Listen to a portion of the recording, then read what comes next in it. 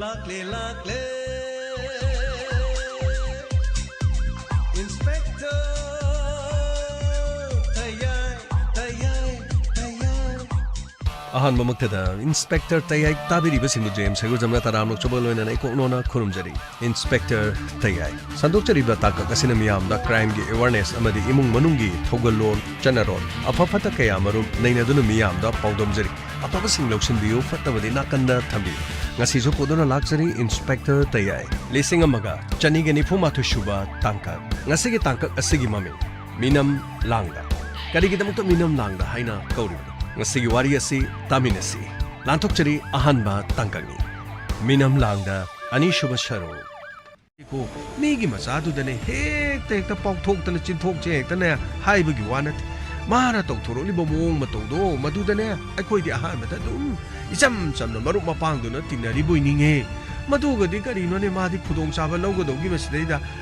mamana basda bhai taudana masdaida madi itau na tauraga ne is madi minam langdani ne karino ne mana taurise ne bungo hima wafamasi matau karamna thokpano haibasi masin hedubu wase hainingdre so haire aina so hanjana hangba haibadu tare Maburi tasena case asida mahangna nupa aduga mafam amada leiramlabadi phai madu natadana mo ima su tabiro aduga ekhoigi ojapur jen su tabiro kariguma mahaksi phatanungda thoklaba aduga case asida tangai fadana mo sarbojen khudam changdam du phangdadana kanana khang mahangna kariguma khudong thiba thoktana khotana leiramlagadi sarbojen sumuk chenara kadori ada maburi aikoi gidi thijandaba yadaba aduga hangdaba yadaba tawdaba yadabanina mathang adum torkani hajari adubu fare imana sukhra haibadigi mahak lamchat khara kamba aduga pibarel harisiga aronba mari lebadigi yumasdigi thokpani haiba tare ni ko fare adudi aikoi pibarel koi kanano mahaki maramda aikoi amuk thijana bhona jage aduga tasena mak sofia ga mokoi ni kadai de lotunu lei natragana chamna pibarel harisini yumda leramaga sofiana kadomda natragana sofia gi punsina phattanungda thonga doribra amabure ima hojabuje aikoi soidana aseng machu madu karino haibadudi koi puthono bona jage aduga ngahaktang aikoi da matam pibi basigi da mata thagachari angangsing channa batokshi funny sir amutang ai karino hojabuje ai mahang mafam asdagi chatkiba pibarel ga mokhoni leinarama mari gi matangda ai wafam adu sengna tamjake fare dadi habiyo tasena pibarel ai gi manaban ai ga magasi classmate oraban angang ori degi londina dana yamna nakna loina tinar ko mi amadinati school da adugi college madagi mathang sumaina marup oina tinar khiba aini yum hek palakhiba matung dagi di noma yumasida pibarel mahak luhungba la haudre haidina yumasida lakiben aduga yumasida chamna cha thangminaki numit adu daigi nupiga mahaka chamna marup amagum khangnaki aishu karishu khanjilu badi leiti imana ba amani dinaba amani college ta school da pulakiba ngakan adubu ai punsida thokkiba thongdok aduna karamba thongdok ai luhonglaba matungda mahak mafam sida laktuna luhongba yaudri haidana imung asida chamna sa thangmina kibani numit aduda igi loinabi Sophia ga mahak khangnaki madugi matungda ngahak leita imung asida adumak lakpa aina su matam adudu thudong karimta aranba khaluba leita adubu yum asidadi mahangna sumna toina changna pududadi imana suingon da wafam khrase hai adubu aina maru mapang yumda changakpada karige dumna haribano haidana imada phawba aina ngangbiki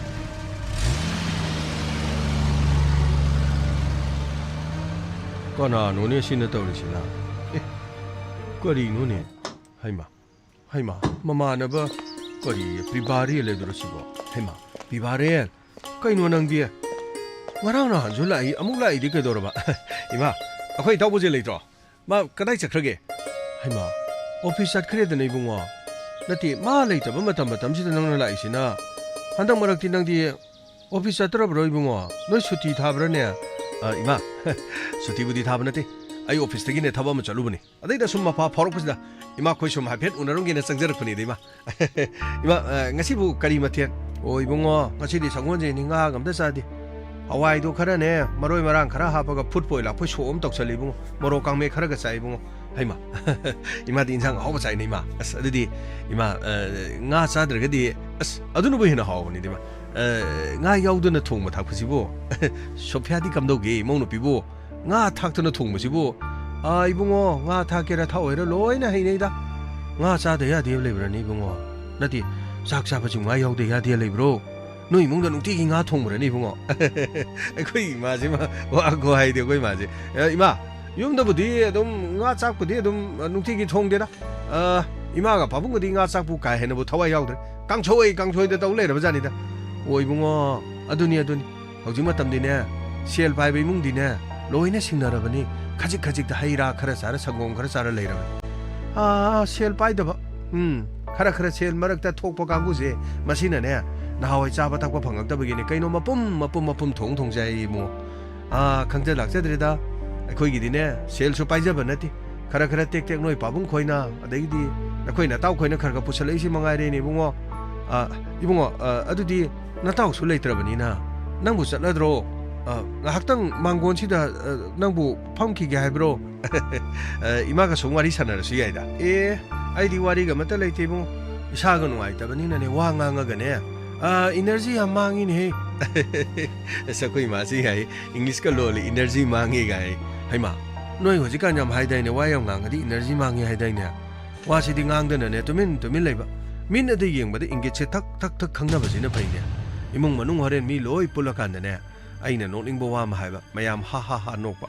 안강싱나네 하이eng 모이나 노닝보 와마 고 하이락바 아코이나 하하하 녹바 마시 망아이레니 몽어 아두 나타드나네 레카이스 톡트네 아코이 녹투리나 라오 레카이기 미사 아코이 녹토레 라오 하하하 라오 아시데이네 하오바마네 레리 아코이 짜도레 아코이 아두구마 레이레 아코이 아두구마 셰차리에 사나루파 아코이 산모허 아두 떠레 아다 람다 아두 레이레 아다 떠레 가리 파자바 레이레나 미 쿠딩이 몽어 타카드라네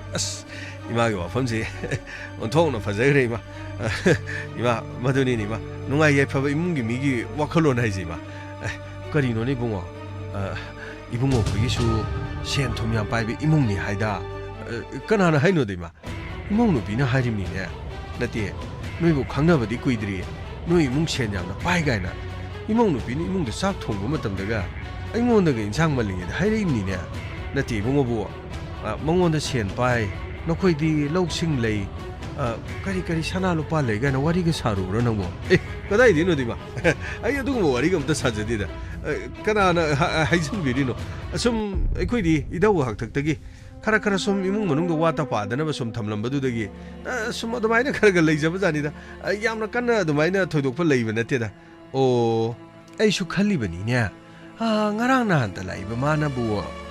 loina na khoi mungi mari ga khangam ba du da di ai di angak pa ma phau ba hai tare ma ga di thoine nong bu khangna rak ti hai dai ni bungo hoi ai di khoi taw burjen ga ayam ba sum tin rak ba college da degi school da sum loina rak ba du ni da lohong ba so la hodra ba ni na ai so sum thabak do janman ge office ki ni ekta lohong bu la ke na khalaga aktas numidang yoge to ude yohodre adubune sum kona nungairektadana ai mamang da ina han lakcharamu dudi ma hoini bungo nangna lakbodu bani ni mana harisha nangna lai si matang sada sadana lakre wani aina sum khanbada manga taru lak sura ma le di bungo ngasi ga di tari lak no sura ma le da koi ma se aina lakbo phabu masing patana thiraga leram ima mi mo ina yamna section na leiba aduga ꯄꯨꯝꯅꯃꯛꯁꯦ ꯑꯍꯜ ꯑꯣꯏꯔꯒꯁꯨ ꯀꯔꯤꯒꯨꯝꯕ ꯑꯝꯇ ꯀꯥꯎꯗꯅ ꯑꯩꯈꯣꯏ ꯏꯃꯥꯅ ꯂꯣꯏꯅ ꯅꯤꯡꯁꯤꯡꯕꯤꯔꯝꯃꯤꯁꯦ ꯃꯁꯤꯃꯗꯤ ꯌꯥꯝꯅ ꯅꯨꯡꯉꯥꯏꯕ ꯐꯥꯎꯏ ꯏꯕꯨꯡꯉꯣ ꯑꯗꯨꯗꯤ ꯏꯃꯥꯗꯤ ꯉꯥꯏꯍꯥꯛ ꯄꯣꯊꯥꯅꯤꯡꯉꯦ ꯑꯗꯣ ꯅꯪ ꯆꯠꯂꯗ꯭ꯔꯥ ꯑꯩꯕꯨ ꯆꯥ ꯂꯣꯟꯕ ꯈꯣꯠꯄ ꯏꯃꯥ ꯌꯥꯔꯅꯤ ꯑꯩ ꯀꯣꯟꯅ ꯑꯗꯨꯝ ꯊꯛꯆꯔꯒꯦꯗ ꯏꯃꯥ ꯍꯣꯏꯗ ꯏꯕꯨꯡꯉꯣ ꯆꯥꯒ ꯊꯛꯎꯅꯨꯗ ꯆꯥ ꯊꯛꯄꯗꯨ ꯌꯥꯝ ꯐꯠꯇꯦ ꯍꯥꯏꯕꯅꯤ ꯏꯕꯨꯡꯉꯣ ꯍꯣꯏ ꯏꯃꯥ ꯑꯩ ꯆꯠꯆꯔꯗꯧꯕꯅꯤ 이마 소피아오이부 레이터바 이봉아 마학당 포타람가니네 농한마데기 가이노네 짜바 탁바 마시데 이몽 문ung시 호너리바메 나빠bun기소 호네이도 아이기소 호네이도 마데기디 ꯃꯄꯨꯔꯣꯏꯕꯒꯁꯨ ꯍꯣꯠꯅꯔꯤꯕꯅꯤꯅꯦ ꯍꯣꯏ ꯍꯣꯏ ꯏꯃꯥ ꯃꯧ ꯑꯃ ꯍꯥꯏꯕꯁꯤꯃꯗꯨꯅꯤ ꯏꯃꯨꯡꯒꯤ ꯊꯕꯛ ꯏꯪꯈꯥꯡ ꯂꯣꯏꯅ ꯍꯣꯠꯅꯗꯅ ꯃꯗꯨꯕꯨ ꯉꯝꯅꯕ ꯍꯣꯠꯅꯕ ꯍꯥꯏꯁꯤ ꯃꯁꯤ ꯑꯔꯥꯏꯕꯗꯤ ꯅꯠꯇꯦ ꯍꯥꯏꯖꯔꯤꯕ ꯍꯣꯏꯅꯦ ꯏꯕꯨꯡꯉꯣ ꯑꯗꯨꯅꯤꯅꯦꯍꯦ ꯑꯗꯣ ꯏꯕꯨꯡꯉꯣ ꯅꯣꯏꯒꯤ ꯅꯇꯥꯎ ꯂꯩꯔꯀꯥꯟꯗ ꯂꯥꯛꯎꯅꯦ ꯅꯈꯣꯏ ꯃꯁꯦꯟ ꯋꯥꯔꯤꯁꯨ ꯃꯥꯟꯅꯕ ꯁꯤꯗ ꯅꯨꯄꯤ ꯑꯉꯥꯡ ꯑꯩꯈꯣꯏ ꯌꯥꯎꯁꯜꯂ ꯀꯩꯗꯧꯔꯨꯅꯤ ꯍꯥ ꯅꯠꯇꯦ ꯅꯪꯒꯤ ꯅꯇꯥꯎꯗꯣ ꯂꯩꯔꯗꯤ ꯀꯔꯤꯅꯣ ꯆꯥꯛꯄꯨ ꯆꯥꯃꯤꯟꯅꯔꯁꯨ ꯆꯥꯕꯨ ꯊꯛꯃꯤꯟꯅꯔꯁꯨ ꯅꯈꯣꯏ ꯋꯥꯔꯤ ꯃꯥꯟꯅꯕꯅꯤꯅ ꯐꯩꯅꯦ ꯑꯩꯒ ꯅꯪꯒꯁꯨ ꯋꯥꯔꯤ ꯃꯥꯟꯅꯔꯣꯏꯗꯣ ꯃꯧꯒ ꯅꯪꯒꯁꯨ ꯋꯥꯔꯤ ꯃꯥꯟꯅꯔꯣꯏꯗꯣ ꯅꯠꯇꯦ ꯋꯥꯔꯤ ꯃꯥꯟꯅꯗꯕ ꯃꯌꯥꯝ ꯑꯩꯈꯣꯏ ꯋꯥꯔꯤ ꯁꯥꯟꯅꯔꯒ ꯄꯥꯎꯁꯨ ꯐꯥꯎꯅꯔꯣꯏ ꯀꯔꯤ ꯇꯧꯔꯨꯅꯤ ꯏꯆꯥ ꯅꯨꯄꯥ ꯂꯩꯕ ꯀꯥꯟꯗꯗꯤ ꯅꯣꯏ ꯋꯥꯔꯤ ꯁꯥꯟꯅꯕꯗ ꯑꯩꯈꯣꯏꯅ ꯆꯪꯁꯜꯂꯒ ꯉꯥꯏꯍꯥꯛ ꯌꯥꯎꯔꯒ ꯅꯣꯛꯐꯦꯠ ꯇꯧꯕꯒ ꯋꯥ ꯅꯣꯛꯄꯗꯣ ꯃꯉꯥꯏꯔꯦ ꯍꯥ ꯑꯗꯨꯗꯤ ꯏꯕꯨꯡꯉꯣ 이마, 아이 자잘하다오니. 그이노 그럼 간다 라이노. 아이디 상게 마판다 라이시 까나노나 숨 칼라미니. 아도 카타이다 사피루바.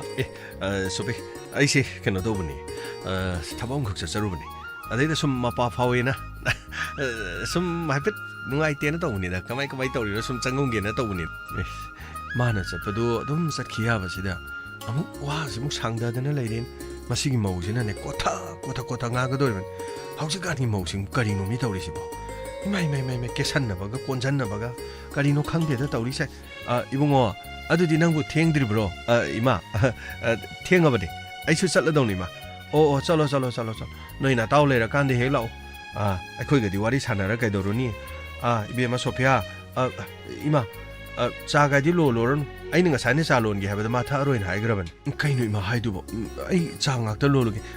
야라니 이마나 살론게 니 사이브네 아이나 사 야라니 아이는 가 사이 하이그러번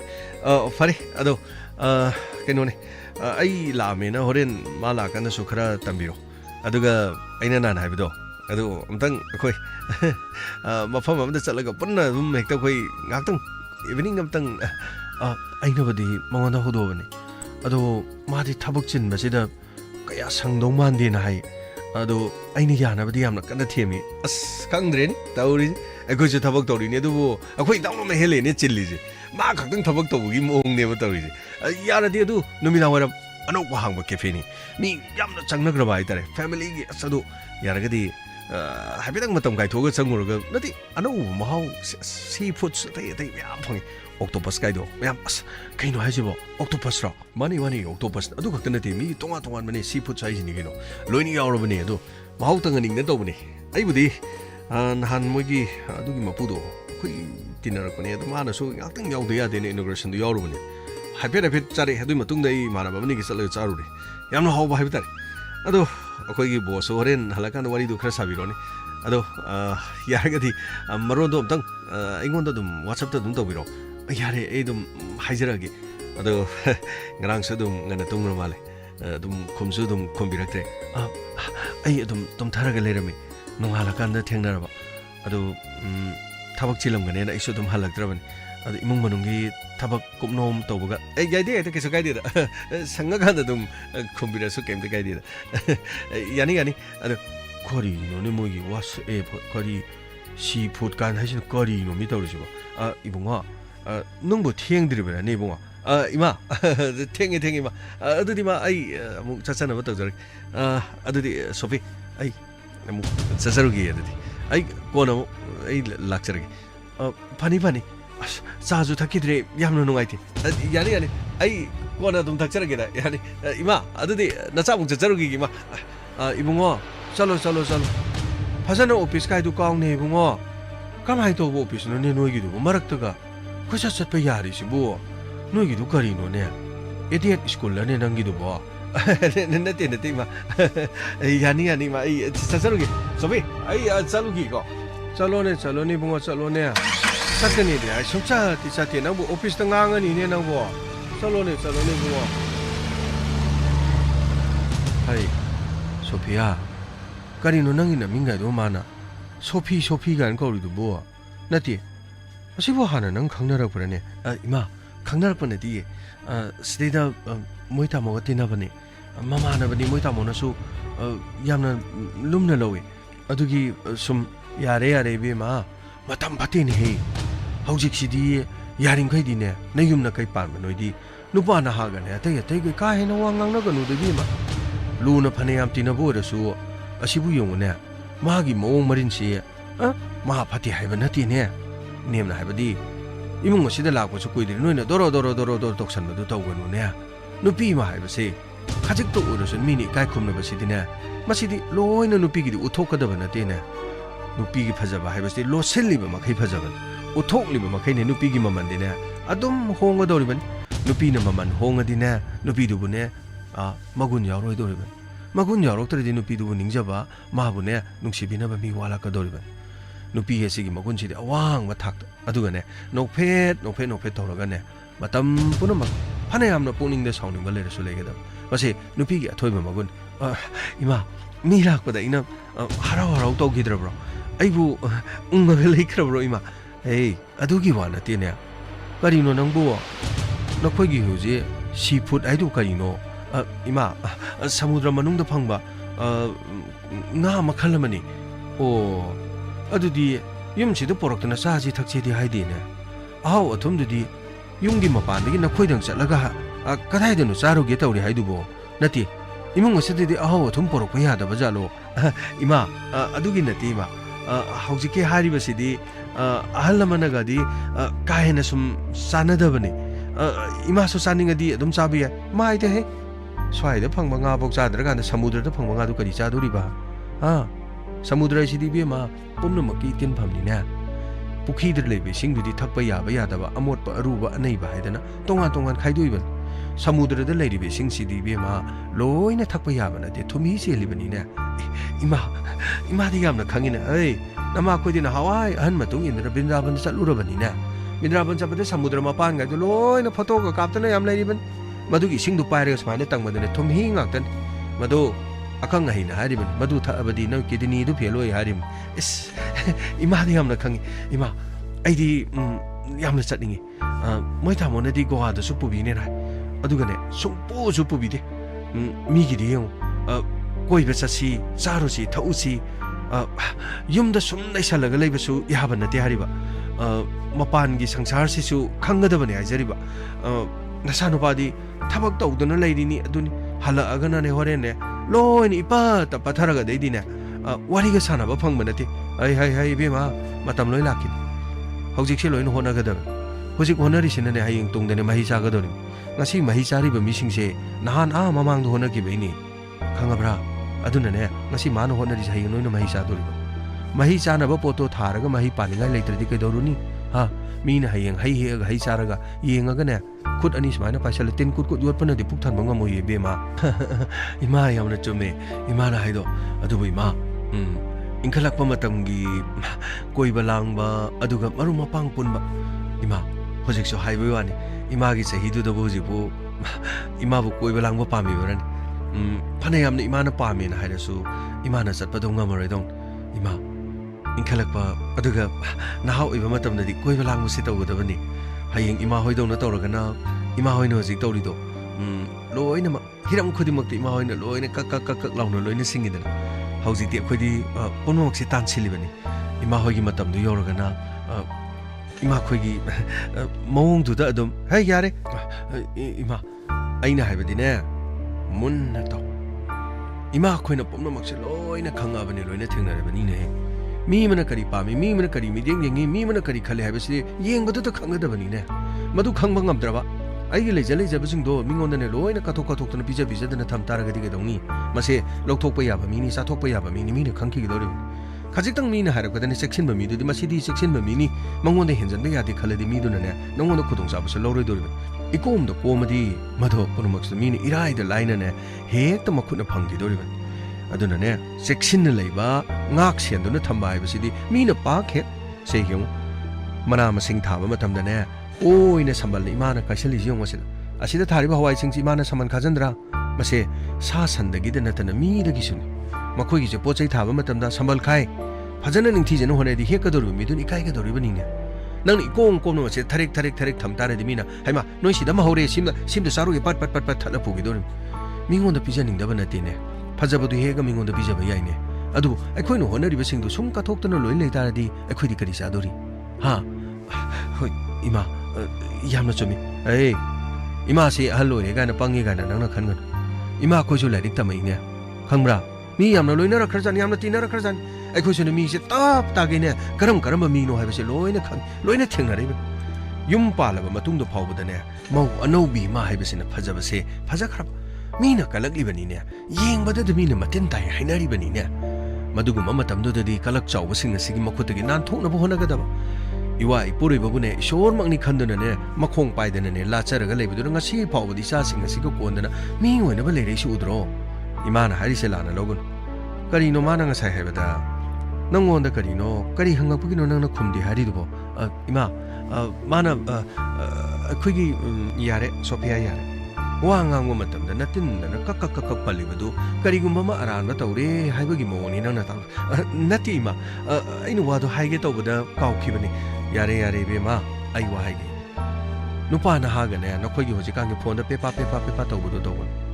ꯃꯗꯣ ꯅꯈꯣꯏꯅ ꯃꯤꯗꯨ ꯃꯁꯛ ꯃꯨꯟꯅ ꯈꯪꯉꯒ ꯅꯪꯒꯤ ꯅꯋꯥ ꯅꯄꯨꯔꯣꯏꯕꯁꯤꯅ ꯂꯨꯅ ꯇꯤꯟꯅꯖꯕ ꯃꯔꯨꯞꯅꯤ ꯍꯥꯏꯕ ꯑꯣꯏꯔꯕꯗꯤꯅꯦ ꯀꯔꯤꯁꯨ ꯀꯥꯏꯗꯦ ꯉꯔꯥꯡ ꯅꯍꯥꯟꯗ ꯂꯥꯛꯄꯗ ꯉꯥꯏꯔꯤ ꯂꯨꯍꯣꯡꯕꯗꯨꯗꯗꯤ ꯃꯥꯅ ꯌꯥꯎꯕ ꯂꯥꯛꯇꯦ ꯂꯨꯍꯣꯡꯕꯗ ꯂꯥꯛꯍꯧꯗ꯭ꯔꯕꯅꯤ ꯍꯥꯏꯗꯨꯅ ꯐꯠ ꯂꯥꯛꯑꯒ ꯆꯪꯉꯛꯄ ꯅꯨꯃꯤꯠꯇꯨꯗꯤ ꯉꯁꯤꯒꯤ ꯅꯨꯃꯤꯠ 3ꯅꯤ ꯌꯦꯡꯉꯨ ꯃꯥꯅ ꯂꯥꯛꯏꯕꯁꯤꯁꯨ ꯅꯪꯒꯤ ꯅꯋꯥ ꯅꯄꯨꯔꯣꯏꯕ ꯂꯩꯇꯕ ꯃꯇꯝꯗ ꯀꯔꯤꯒꯨꯝꯕ ꯏꯃꯥ ꯂꯩꯔꯝꯗ꯭ꯔꯕꯗꯤ ꯀꯔꯤ ꯇꯧꯗꯣꯔꯤ ꯌꯨꯝ ꯑꯁꯤꯗ ꯅꯈꯣꯏ ꯑꯅꯤ ꯋꯥꯔꯤ ꯋꯥꯇꯥꯏ ꯁꯥꯟꯅꯗꯨꯅ ꯑꯔꯥꯟꯕ ꯂꯝꯕꯤ ꯑꯃ ꯆꯠꯈꯤꯕ ꯃꯇꯝꯗ ꯅꯪꯒꯤ ꯅꯄꯨꯔꯣꯏꯕꯗꯨꯅ ꯈꯪꯒꯗꯧꯔꯤꯕ꯭ꯔꯣ ꯏꯃꯥ ꯑꯗꯨꯕꯨꯒꯤ ꯋꯥꯐꯝꯗꯣ ꯍꯦ ꯑꯩꯒꯤ ꯆꯤꯟꯊꯛꯇ ꯈꯨꯡꯒꯅꯨꯅꯦ ꯅꯪ ꯃꯗꯨ ꯇꯧꯏ ꯍꯥꯏꯕ ꯅꯠꯇꯦꯅꯦ ꯏꯃꯥꯅ ꯉꯥꯡꯉꯤꯁꯤ ꯀꯔꯤꯅꯣ ꯍꯥꯏꯕꯗꯨ ꯃꯨꯟꯅ ꯈꯟꯒꯗꯕꯅꯤ ꯏꯃꯥ ꯃꯔꯨꯞ ꯃꯄꯥꯡ ꯇꯤꯟꯅꯔꯤꯕ ꯈꯨꯗꯤꯡꯃꯛꯄꯨ ꯑꯗꯨꯝꯅ ꯂꯥꯟꯅ ꯂꯧꯕꯗꯤ ꯏꯃꯥ ꯃꯗꯨꯗꯤ ꯂꯥꯟꯒꯅꯤ 이헤 ꯅꯪ ꯑꯩꯅ ꯍꯥꯏꯔꯤꯁꯦ ꯅꯪ ꯀꯔꯤꯃꯠꯇ ꯈꯪꯗ꯭ꯔꯦꯅꯦ ꯐꯔꯦ ꯏꯕꯦꯝꯃ ꯆꯪꯉꯣ ꯋꯥꯐꯝꯁꯦ ꯅꯪꯅ ꯍꯥꯏꯕꯗ ꯂꯧꯗ꯭ꯔꯕꯅꯤꯅ ꯏꯃꯥꯅ ꯅꯉꯣꯟꯗ ꯉꯥꯡꯉꯨꯕꯒꯤ ꯃꯊꯧ ꯇꯥꯗꯦ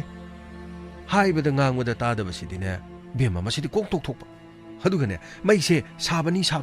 ꯍꯥꯏꯕꯗ ꯇꯥꯞ ꯄꯥꯏꯕꯗꯅꯦ ꯁꯥꯔꯀꯥꯟꯗ ꯏꯃꯥ ꯁꯥꯏ ꯍꯥꯏꯕꯗꯨꯗꯤ ꯇꯣꯛꯄꯅꯤꯀꯣ ꯑꯗꯨꯕꯨꯅꯦ ꯑꯩꯅ ꯁꯥꯕꯅꯤ ꯍꯥꯏꯕ ꯃꯇꯝꯗ ꯅꯪꯅ ꯏꯪꯉꯤꯅ ꯄꯥꯏ ꯇꯥꯔꯗꯤ ꯏꯕꯦꯝꯃ ꯃꯗꯨꯗꯤ ꯌꯥꯝꯅ ꯂꯨꯏ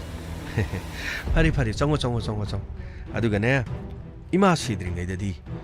ꯌꯨꯝ ꯑꯁꯤꯗꯅꯦ ꯃꯤꯅꯅꯦ ꯄꯥꯛ ꯍꯦꯟꯖꯟꯕ ꯌꯥꯕ ꯊꯕꯛꯇꯤ ꯇꯧꯍꯜꯂꯣꯏ ꯅꯈꯣꯏꯁꯨ ꯆꯦꯛꯁꯤꯟꯅ ꯂꯩꯒꯗꯕꯅꯤ ꯑꯗꯨꯒꯅꯦ ꯅꯈꯣꯏ ꯍꯧꯖꯤꯛꯀꯥꯟꯒꯤ ꯐꯣꯟ ꯑꯃ ꯄꯥꯏꯁꯜꯂꯒ ꯄꯦꯄꯥ ꯇꯧꯕꯗꯨꯗꯤ ꯃꯥ ꯄꯥꯝꯗꯦꯀꯣ ꯆꯪꯉꯣ ꯂꯨꯒꯗꯧꯔꯤꯅꯦ ꯇꯧꯔꯤꯁꯦ ꯃꯥꯅ ꯃꯁꯤꯗꯩꯗ ꯃꯔꯝ ꯏꯆꯥ ꯆꯥꯗꯅ ꯂꯥꯛꯂꯤꯕꯁꯤ ꯋꯥꯐꯝ ꯑꯁꯤ ꯍꯣꯔꯦꯟ ꯏꯆꯥꯅꯨꯄꯥ ꯍꯜꯂꯛꯄ ꯃꯇꯝꯗ ꯇꯝꯗꯕ ꯌꯥꯗꯦ ꯍꯧꯖꯤꯛꯀꯤ ꯃꯇꯝꯗꯗꯤ ꯏꯟꯈꯠꯂꯛꯂꯤꯕ ꯅꯨꯄꯤ ꯃꯆꯥꯅꯤ ꯃꯥꯅꯕꯨ ꯀꯔꯤ ꯈꯪꯗꯣꯔꯤꯅꯣ ꯆꯍꯤ 25-26 ꯃꯈꯣꯏꯗꯒꯤꯗꯤ ꯌꯦꯡꯉꯨꯅꯦ ꯑꯩꯈꯣꯏꯅ ꯍꯥꯟꯅ ꯂꯣꯏꯅ ꯊꯦꯡꯅꯔꯛꯂꯕꯅꯤ ꯃꯥꯅ ꯃꯁꯤꯗꯩꯗꯤ ꯌꯨꯝ ꯑꯁꯤꯗ ꯂꯥꯛꯂꯒ ꯇꯧꯔꯤꯁꯤ ꯌꯦꯡꯉꯨꯅꯦ ꯑꯗꯨꯒ ꯏꯆꯥꯅꯨꯄꯥꯗꯨ ꯂꯥꯛꯈꯤꯁꯅꯤ ꯃꯥ ꯂꯥꯛꯂꯒ ꯋꯥ ꯈꯔ ꯈꯟꯅꯗ꯭ꯔꯕꯗꯤ ꯃꯧꯅꯦꯅ ꯇꯧꯔꯤꯁꯤ ꯃꯃꯥ ꯏꯊꯛ ꯊꯛꯂꯤꯁꯤꯒ 이마 하이마 그이도록이니 이봉어 그이도록이 소피아 카이새끼 스마 그이티엔데 보르면 레이니야 그럴 거이노 그이도래 이마 이몽거 시도 마나 떠오르시게 아이네 폰 떠보시 마 숙바이 파이티 아두가 한탁 바로 마나 구짝짝다나 떡걸리시네 까리노 마나 떠오르시보 오 강드레 이봉어 아코이네 강고소 하이버수 까리 마타 따디 아이디 난가 하이네르가 셀리보이닝이 하이럼도 뭐래 이마 아이고네 까리임다 하이럼디 아이디 삼삼나 뭐다 ऑफिस के सीएम का हंगबदी फोन तौरब अदैदा कैथेल इरांग लांगबगी मखोल म ताबदगी कैथेल लेरी रांगबदा कैथेल लेसिन इमा दा हैरम रायबसु हैरमी है अदुगे इमा माना खुशिरा सी तौरग इमुंग चे तोखलेसि करी खंगद्रे देबुंगो मयुम मकई पालकपदी था 5-6 तमाय करीनो माना तौरिसे ngang सकपसु करी मत लौदेने इमाना माना चकदोरे हैब मतमदुदा मतुंगददी अइंगोंदा सुखरगर हैबिरो कदाई देगिनो देबुंगो माना उलै पारै तौदनने पंखुमद खुमी पंगाइदा हाय इमा खोय गाइदिने मानने हुट अइना फनेयामसु ताई फनेयामसु याम ngang अदुबने करीमता लौदे इमा खोयगी मतमगा मानदे इमा खोयदौना हयें अहन ओइरकांदा माहाकसु अहन ओइबगी मचतु चकदबनी हौजिंगना नहा ओइबनिना नहा ओइबगी मचतु चकदबनी गायना अइंगोंदा हायरि पोनिदा माइदा ngangnabगा ngamjaba nateda इमा मदुमाना तोबियारो माना को सिराची तोबियारो इमा करीनोने हारिदुबो इबुंगो नंगी लोइनबिनी नंगा लेमिनारिबनी नंगना याबा थबक्तु नत्रनि माना तोरिसिबो नंगना याद्रदि पुनमक याद्रबा नत्रो नति इमा खोइना करी हाइगदोरिगे आइदि नोंगोंदा हाना हाइख्रे इमुंग असिदा माना नंगी नमानबा म करी पिबारेल दु लाकपा मतमदा हेंगो हितो तौ हाइरुरगा नंगी नमानबनी नंगा तिनबनी लोहोंबा लाहौदबनी हंजन इमाना सु नहानो मनोंगोंदा तमख्रदाइने इमा मदुदि तमख्रे ꯑꯗꯨꯕꯨ ꯃꯥꯗꯤ ꯑꯩꯒꯤ ꯏꯃꯥꯟꯅꯕꯅꯤ ꯍꯣꯏꯅꯦ ꯅꯪꯒꯤ ꯅꯃꯥꯟꯅꯕꯅꯤꯅꯦ ꯑꯗꯨꯕꯨ ꯃꯥꯅ ꯅꯪꯒꯤ ꯅꯃꯥꯟꯅꯕꯗꯨ ꯇꯤꯟꯅꯕ ꯃꯇꯝꯗ ꯃꯥꯅ ꯏꯆꯝ ꯆꯝꯅ ꯏꯔꯥꯏ ꯂꯥꯏꯅꯅꯦ ꯗꯣꯔꯣ ꯅꯍꯥꯟꯋꯥꯏ ꯑꯉꯥꯡ ꯑꯣꯏꯔꯤꯉꯩꯗꯒꯤ ꯇꯤꯟꯅꯕꯗꯧ ꯇꯧ ꯃꯗꯨ ꯃꯤ ꯑꯃꯗꯁꯨ ꯑꯗꯨꯝꯅ ꯇꯧꯔꯗꯤ ꯅꯠꯇꯦ ꯃꯤꯄꯨꯝ ꯈꯨꯗꯤꯡꯃꯛꯅ ꯃꯥꯕꯨ ꯀꯔꯤꯅꯦꯅ ꯈꯟꯗꯣꯔꯤꯒꯦꯅꯦ ꯏꯃꯥ ꯑꯩ ꯃꯥꯒꯤ ꯃꯑꯣꯡ ꯃꯇꯧꯁꯦ ꯁꯦꯝꯗꯣꯛꯅꯕ ꯌꯥꯝꯅ ꯀꯟꯅ ꯍꯣꯠꯅꯕꯅꯤ ꯅꯨꯡꯉꯥꯏ ꯌꯥꯏꯐꯕ ꯏꯃꯨꯡ ꯑꯃꯗꯒꯤ ꯍꯧꯔꯛꯄꯒꯤ ꯍꯧꯅꯕꯤ ꯃꯍꯥꯛꯀꯤ ꯑꯅꯤꯡꯕ ꯑꯄꯥꯝꯕ ꯑꯃꯗ ꯃꯍꯥꯛꯅ ꯑꯗꯨꯝ ꯏꯃꯨꯡ ꯑꯁꯤꯗ ꯀꯨꯁꯤꯔꯥꯁꯤ ꯇꯧꯕꯗꯤ ꯃꯥ ꯀꯔꯤꯃꯇ ꯌꯥꯔꯣꯏ ꯑꯩꯅ ꯊꯕꯛ ꯆꯠꯊꯣꯛꯇꯨꯅ ꯂꯩꯔꯤ ꯌꯨꯝ ꯑꯁꯤꯗ ꯂꯩꯔꯤꯕ ꯑꯍꯜ ꯂꯃꯟꯁꯤꯡꯕꯨ ꯌꯦꯡꯁꯤꯟꯗꯨꯅ ꯃꯥꯅ ꯃꯇꯦꯡ ꯄꯥꯡꯗꯨꯅ ꯂꯩꯒꯗ ꯍꯥꯏꯔꯒ ꯀꯣꯏꯆꯠ ꯆꯠꯇꯨꯅ ꯃꯥꯅ ꯑꯥꯗ ꯍꯣꯇꯦꯜ ꯑꯃ ꯍꯥꯡꯉꯤ ꯑꯥꯗꯩꯗ ꯐꯤ ꯌꯣꯟꯕ ꯗꯨꯀꯥꯟ ꯑꯃ ꯍꯥꯡꯉꯤ ꯅꯠꯇꯦ ꯁꯅꯥ ꯂꯨꯄꯥ ꯂꯩꯇꯦꯡꯒꯤ ꯄꯨꯝꯅꯃꯛꯁꯤꯡ ꯑꯁꯤ ꯌꯨꯝ ꯑꯁꯤꯗꯁꯨ ꯂꯩꯔꯤꯕꯅꯤ ꯑꯗꯨꯕꯨ ꯃꯥꯒꯤ ꯋꯥꯈꯜꯁꯤꯗ ꯑꯩꯈꯣꯏꯅ ꯃꯐꯝ ꯑꯁꯤꯗ ꯂꯩꯔ ꯊꯝꯃꯤꯁꯤꯡ ꯑꯁꯤ ꯆꯟꯅꯗ꯭ꯔꯕ ꯑꯥꯎꯠꯗꯦꯇꯦꯠ ꯑꯣꯏꯔꯕ ꯃꯇꯝꯒ ꯆꯥꯟꯅꯗ꯭ꯔꯕꯅꯤ ꯍꯥꯏꯗꯨꯅ ꯃꯥꯅ ꯈꯟꯕꯒꯤ ꯃꯑꯣꯡ ꯑꯃꯗ ꯇꯧꯔꯤ ꯏꯃꯨꯡ ꯑꯁꯤꯗ ꯇꯧꯔꯤꯕ ꯃꯑꯣꯡ ꯃꯇꯧꯁꯤꯗ ꯃꯍꯥꯛꯀꯤ ꯃꯑꯣꯡ ꯑꯁꯤꯗ ꯏꯃꯥ ꯃꯁꯤꯗꯤ ꯌꯨꯝ ꯄꯥꯟꯕ ꯌꯥꯔꯣꯏ ꯃꯁꯤꯗꯤꯅꯦ ꯌꯨꯝ ꯄꯥꯟꯕ ꯌꯥꯔꯣꯏ ꯍꯥꯏꯔꯤꯕꯁꯤꯅꯤ ꯏꯃꯥ ꯈꯣꯏꯅꯁꯨ ꯃꯍꯥꯛꯄꯨ ꯋꯥꯈꯜ ꯇꯥꯅꯅꯕ ꯈꯔ ꯍꯥꯏꯕꯤꯌꯨ ꯏꯃꯥ ꯏꯕꯨꯡꯉꯣ ꯑꯣꯟꯊꯣꯛꯅ ꯂꯨꯈ꯭ꯔꯦꯗꯀꯣ ꯃꯄꯥꯝꯗꯨꯁꯨꯅꯦ ꯑꯁꯨꯃꯥꯏꯅ ꯑꯗꯨꯝ ꯇꯧꯔꯛꯏ ꯍꯥꯏꯌꯦ ꯃꯥꯗꯤ ꯐꯠꯇꯕ ꯂꯝꯆꯠ ꯆꯠꯄ ꯅꯠꯇꯦ ꯉꯥꯏꯍꯥꯛꯇꯪ ꯑꯔꯨ ꯑꯍꯦꯟ ꯑꯀꯦ ꯑꯃꯧꯒꯤ ꯄꯣꯠ ꯆꯩ ꯂꯩꯕꯕꯨ ꯌꯨꯝ ꯑꯁꯤꯗ ꯂꯩꯕꯕꯨ ꯃꯧꯅꯤ ꯍꯥꯏꯗꯅ ꯃꯥꯏ ꯑꯁꯤꯗ ꯀꯔꯤꯝꯇ ꯏꯔꯔꯣꯏꯗ꯭ꯔꯥ ꯍꯥꯏꯅꯦ ꯅꯣꯏ ꯍꯧꯖꯤꯛꯀꯥꯟꯒꯤ ꯃꯥꯏ ꯇꯥꯗ꯭ꯔꯤꯉꯩꯗꯒꯤꯅꯦ ꯇꯩꯅꯅꯕ ꯇꯣꯉꯥꯟꯕ ꯀ꯭ꯔꯤꯝ ꯃꯥꯏ ꯇꯥꯕ ꯂꯣꯏꯔꯒ ꯇꯩꯅꯅꯕ ꯀ꯭ꯔꯤꯝ ꯃꯗꯨꯒꯤ ꯃꯔꯛꯇꯨꯗ ꯑꯃꯨꯛꯁꯨ ꯄꯨꯡ ꯑꯅꯤ ꯀꯥꯜꯂꯒ ꯌꯦꯅꯈꯥꯗ ꯊꯣꯛꯄꯗ ꯅꯨꯡꯁꯥ ꯃꯉꯥꯟ ꯐꯨꯏ ꯉꯥꯏꯍꯥꯛꯇꯪ ꯂꯩꯔꯛ ꯊꯣꯛꯎꯕꯗ ꯅꯨꯡꯁꯥ ꯃꯉꯥꯟ ꯐꯨꯏ ꯍꯥꯏꯗꯅ ꯃꯗꯨꯒꯤꯁꯨ ꯑꯣꯏꯔ ꯃꯥꯜꯂꯦꯅꯦ ꯃꯈꯟꯅꯤ ꯇꯩꯔꯤꯁꯦ ꯃꯥꯒꯤ ꯃꯤꯡꯁꯦꯜ ꯃꯃꯥꯡꯗꯨꯗꯅꯦ ꯂꯩꯔꯤꯕꯁꯤꯕꯨ ꯏꯕꯨꯡꯉꯣ ꯗꯨꯀꯥꯟ ꯃꯆꯥ ꯑꯃ ꯐꯝꯕ ꯌꯥꯅꯤꯅꯦ ꯄꯤꯛ ꯊꯟꯅ ꯂꯩ ꯑꯩꯅ ꯑꯁꯨꯛ ꯌꯥꯝꯅ ꯇꯩꯔꯤꯁꯨ ꯀꯔꯤꯒꯤꯅꯣ ꯍꯥꯏꯕ ꯃꯇꯝꯗ ꯏꯃꯥ ꯍꯣꯏ ꯃꯇꯝꯗꯗꯤ ꯂꯥꯜꯇꯦꯟꯗꯒꯤ ꯀꯥꯂꯤ ꯈꯔ ꯀꯣꯠꯂꯒ ꯑꯗꯒꯤꯗꯤ ꯎꯇꯤ ꯀꯩꯅꯣꯗꯨ ꯂꯧꯔꯒꯈꯔ ꯇꯩꯔꯝꯗꯅ ꯅꯣꯏꯔꯝꯗꯅ ꯐꯤꯖꯨ ꯐꯤꯖꯥꯝ ꯇꯧꯕꯩ ꯋꯥꯅꯤ ꯍꯧꯖꯤꯛꯀꯤ ꯑꯗꯨꯒꯤ ꯃꯇꯝꯗꯨ ꯅꯠꯇꯦ ꯀꯥꯏ ꯑꯩꯅ ꯍꯥꯏꯔꯤꯕ ꯑꯩꯈꯣꯏ ꯃꯇꯝꯗꯗꯤ ꯅꯨꯡꯁꯥ ꯁꯥꯗꯕ꯭ꯔꯣ ꯑꯩꯈꯣꯏ ꯃꯇꯝꯗꯗꯤ ꯅꯨꯃꯤꯠ ꯌꯨꯡꯕꯁꯤda ꯂꯣꯏꯅ ꯂꯩꯁꯥꯕꯤꯁꯤꯡ ꯏꯃꯨꯡꯗ ꯂꯩꯔꯤꯕ ꯃꯧ ꯅꯍꯥꯁꯤꯡ ꯂꯣꯏꯅ ꯊꯕꯛ ꯁꯨꯔꯤꯕꯅꯤ ꯀꯨꯆꯨ ꯑꯃꯇ ꯃꯨꯗꯦ ꯍꯥꯏꯕꯕꯨ ꯍꯧꯖꯤꯛꯀꯤ ꯃꯇꯝꯒ ꯅꯍꯥꯟꯋꯥꯏꯒ ꯃꯥꯟꯅꯗ꯭ꯔꯦ ꯍꯧꯖꯤꯛꯇꯤ ꯅꯣꯏꯒꯤ ꯅꯨꯡꯁꯥ ꯃꯉꯥꯜꯗ UV ꯔꯦ ꯌꯥꯎꯏ ꯀꯦꯟꯁꯔ ꯄꯛꯄ ꯌꯥꯕ ꯅꯨꯡꯁꯥ ꯃꯉꯥꯜꯒꯤ ꯑꯗꯨ ꯌꯥꯎꯏ ꯄꯨꯝꯅꯃꯛꯁꯤꯡ ꯑꯗꯨ ꯉꯥꯛꯊꯣꯛꯇ ꯇꯥꯔꯕꯗꯤ ꯂꯩꯅꯥꯁꯤꯡ ꯑꯗꯨ ꯅꯥꯔꯛꯀꯗꯧꯔꯤꯕꯅ ꯏꯃꯥ ꯏꯄꯦꯝ ꯉꯥꯡꯅꯕꯒ ꯉꯝꯕ ꯅꯠꯇꯦ ꯅꯃꯥꯁꯨꯅꯦ ꯂꯥꯏꯔꯤꯛ ꯇꯝꯂꯛꯂꯤꯕꯅꯤ ꯑꯩꯁꯨ ꯂꯥꯏꯔꯤꯛ ꯍꯩꯇꯕ ꯅꯨꯄꯤ ꯑꯃꯗꯤ ꯅꯠꯇꯦꯅꯦ ꯑꯗꯨꯕꯨꯅꯦ ꯉꯥꯡꯅꯕ ꯌꯥꯕ ꯉꯥꯡꯅꯕꯗ ꯌꯥꯁꯜꯂꯛꯇꯕ ꯍꯥꯏꯕꯗꯨꯗꯤ ꯃꯗꯨꯗꯤ ꯑꯣꯏꯔꯦꯅꯦ ꯍꯥꯏꯔꯨꯔꯒ ꯏꯃꯨꯡ ꯑꯁꯤꯗꯅꯦ ꯑꯩꯈꯣꯏꯅꯅꯦ ꯂꯤꯛꯄ ꯃꯉꯣꯟꯗꯅꯦ ꯐꯤꯔꯣꯟ ꯊꯣꯟꯅꯤꯡꯗꯕ ꯑꯗꯨꯒꯅꯦ ꯃꯥꯒꯤ ꯑꯅꯤꯡꯕ ꯑꯄꯥꯝꯕꯗ ꯑꯩꯈꯣꯏꯅ ꯊꯤꯡꯉꯨꯔꯒ ꯑꯩꯈꯣꯏꯅ ꯂꯤꯛꯁꯟꯕ ꯑꯣꯏꯅ ꯇꯥꯏꯅꯤ ꯏꯕꯨꯡꯉꯣ ꯑꯩꯗꯤ ꯑꯣꯟꯁꯟꯅꯔꯒ ꯋꯥ ꯉꯥꯡꯕ ꯇꯟꯗꯅ ꯍꯧꯖꯤꯛꯀꯥꯟꯗꯤ ꯋꯥ ꯉꯥꯡꯖꯗ꯭ꯔꯕꯅꯤꯗ ꯏꯃꯥ ꯏꯄꯦꯝꯃ ꯑꯗꯨꯕꯨꯅꯦ ꯃꯑꯣꯡꯁꯤ ꯌꯥꯝꯅ ꯍꯣꯡꯉꯛꯈ꯭ꯔꯦ ꯌꯨꯝ ꯄꯥꯜꯂꯛꯄ ꯀꯨꯏꯗ꯭ꯔꯤꯉꯩ ꯊꯥ 2-3ꯗꯨꯗ ꯂꯩꯔꯝꯕꯗꯨꯒ ꯍꯧꯖꯤꯛ ꯃꯥꯅ ꯊꯥ 5, 6, 7 ꯃꯥꯅ ꯍꯣꯡꯂꯛꯂꯤꯕ ꯃꯑꯣꯡꯁꯤꯗꯤ ꯏꯕꯨꯡꯉꯣ ꯏꯃꯥꯗꯤ ꯌꯥꯝꯅ ꯂꯨꯈ꯭ꯔꯦ ꯅꯪꯒꯤ ꯇꯨꯡꯒꯤ ꯈꯟꯕꯗꯅꯦ ꯏꯃꯥꯗꯤꯅꯦ ꯑꯣꯟꯊꯣꯛꯅ ꯂꯥꯝꯕꯗꯕꯨ ꯋꯥꯔꯦꯅꯦ ꯏꯃꯥ ꯃꯗꯨ ꯄꯨꯝꯅꯃꯛꯇꯨ ꯑꯩꯁꯨ ꯃꯥꯕꯨ ꯀꯨꯞꯁꯦꯟ ꯁꯦꯟꯅꯕ ꯉꯝꯗꯦ ꯑꯗꯨꯕꯨ ꯏꯃꯥꯅ ꯌꯨꯝꯗ ꯂꯩꯕꯅꯤ ꯀꯔꯤꯒꯨꯝꯕ ꯃꯥꯅ ꯀꯨꯁꯤꯔꯥꯁꯤ ꯇꯧꯗꯨꯅ ꯁꯨꯝꯅ ꯆꯠꯂꯕꯗꯤ ꯏꯃꯥ ꯑꯩꯉꯣꯟꯗ ꯄꯥꯎ ꯍꯦꯛꯇ ꯄꯤꯕꯤꯔꯣ ꯑꯩ ꯃꯥꯛ ꯂꯥꯛꯈꯤꯁꯅꯨ ꯃꯉꯣꯟꯗ ꯆꯞ ꯆꯥꯕ ꯋꯥ ꯈꯔꯗꯤ ꯑꯩ ꯍꯥꯏꯗꯕ ꯌꯥꯔꯣꯏ ꯍꯩ ꯃꯤꯒꯤ ꯃꯃꯥꯡꯗꯤ ꯏꯀꯥꯏꯖꯩꯀꯣ ꯈꯟꯅ ꯆꯩꯅꯕ ꯌꯥꯕ ꯅꯠꯇꯦ ꯐꯖꯅꯅꯦ ꯇꯞꯅ ꯏꯪꯅ ꯍꯥꯏꯒꯗꯕꯅꯤ ꯑꯗꯨꯒꯅꯦ ꯅꯪꯅ ꯇꯧꯍꯟꯅꯤꯡꯗꯕ ꯂꯩꯔꯕꯁꯨ ꯅꯪꯒꯤ ꯂꯣꯏꯅꯕꯤꯅꯤ ꯅꯪꯅ ꯍꯥꯏꯒꯗꯕꯅꯤ ꯏꯃꯥ ꯍꯣꯏꯅ ꯍꯥꯏꯕꯗ ꯀꯔꯤꯝꯇ ꯂꯧꯗꯦꯀꯣ ꯑꯩꯅ ꯍꯥꯏꯔꯤꯕꯁꯤꯅꯤ ꯃꯗꯨ ꯌꯥꯔꯣꯏ ꯏꯃꯥ ꯏꯃꯨꯡ ꯑꯁꯤꯗ ꯂꯩꯔꯕꯗꯤ ꯏꯃꯨꯡ ꯑꯁꯤꯒꯤ ꯆꯠꯅꯕꯤ ꯃꯍꯥꯛ ꯉꯥꯡꯅ ꯆꯠꯀꯗꯕꯅꯤ ꯉꯁꯤ ꯐꯥꯎꯕꯗ ꯏꯃꯥꯅ ꯑꯩꯈꯣꯏꯕꯨ ꯑꯁꯨꯛ ꯆꯥꯎꯅ ꯌꯣꯛꯄꯤꯔꯛꯄ ꯑꯗꯨꯒ ꯏꯃꯥꯅ ꯉꯁꯤ ꯐꯥꯎꯕꯗ ꯃꯤꯡꯆꯠ ꯊꯤꯕ ꯊꯕꯛ ꯑꯃꯠꯇ ꯇꯧꯈꯤꯕ ꯂꯩꯇꯦ ꯃꯍꯥꯛꯁꯨ ꯌꯨꯝ ꯑꯁꯤꯗ ꯂꯩꯔꯕꯗꯤ ꯌꯨꯝ ꯑꯁꯤꯒꯤ ꯃꯧ ꯑꯃ ꯑꯣꯏꯅ ꯃꯤꯡꯆꯠ ꯊꯤꯕ ꯊꯧꯕꯛ ꯑꯃꯠꯇ ꯑꯩꯅ ꯇꯧꯕ ꯄꯥꯝꯗꯦ ꯑꯗꯨꯅꯤ ꯏꯃꯥ ꯑꯩꯈꯣꯏꯅꯅꯦ ꯍꯥꯏꯔꯤꯕꯁꯤ ꯑꯗꯨꯕꯨ ꯀꯔꯤ ꯍꯥꯏꯒꯗꯕꯅꯣ ꯈꯪꯗ꯭ꯔꯦꯅꯦ ꯍꯣꯔꯦꯟꯅꯦ ꯂꯥꯛꯑꯒ ꯀꯔꯤꯅꯣ ꯑꯗꯨꯝ ꯍꯥꯏꯅꯔꯣ ꯑꯩꯒꯤ ꯋꯥꯗꯤꯅꯦ ꯄꯦꯄꯥ ꯇꯧꯅꯔꯒꯅꯦ ꯍꯣꯔꯦꯟ ꯅꯆꯤꯟ ꯅꯌꯥ ꯈꯨꯝꯅꯔꯒ ꯃꯤꯒꯤ ꯃꯃꯥꯡꯗ ꯈꯟꯅ ꯆꯩꯅꯕꯒ ꯇꯧꯒꯅꯤꯀꯣ ꯐꯅ ꯉꯥꯡꯅꯔꯕꯁꯨꯅꯦ ꯅꯈꯨꯠ ꯊꯥꯕ ꯌꯥꯗꯦ ꯑꯀꯟꯕ ꯋꯥꯅ ꯍꯥꯏꯕ ꯌꯥꯗꯦ ꯇꯞꯅ ꯏꯪꯅ ꯍꯥꯏꯅꯔꯒ ꯄꯨꯝꯅꯃꯛ ꯁꯤꯟꯒꯗꯕꯅꯤꯀꯣ ꯏꯃꯥ ꯑꯩ ꯄꯨꯝꯅꯃꯛ ꯂꯣꯏꯅ ꯈꯪ ꯑꯗꯨꯅꯤ ꯅꯪꯅ ꯇꯧꯍꯟꯅꯤꯡꯗꯕꯗꯨ ꯁꯤꯅꯤ ꯑꯗꯨꯅꯤ ꯍꯥꯏꯗꯅꯅꯦ ꯐꯖꯅ ꯇꯥꯛꯎꯀꯣ ꯈꯟꯅ ꯆꯩꯅꯕ ꯌꯥꯕ ꯅꯠꯇꯦ ꯏꯃꯥ ꯑꯩꯈꯣꯏꯅꯦ ꯋꯥ ꯉꯥꯡꯅꯤꯡꯗꯦꯀꯣ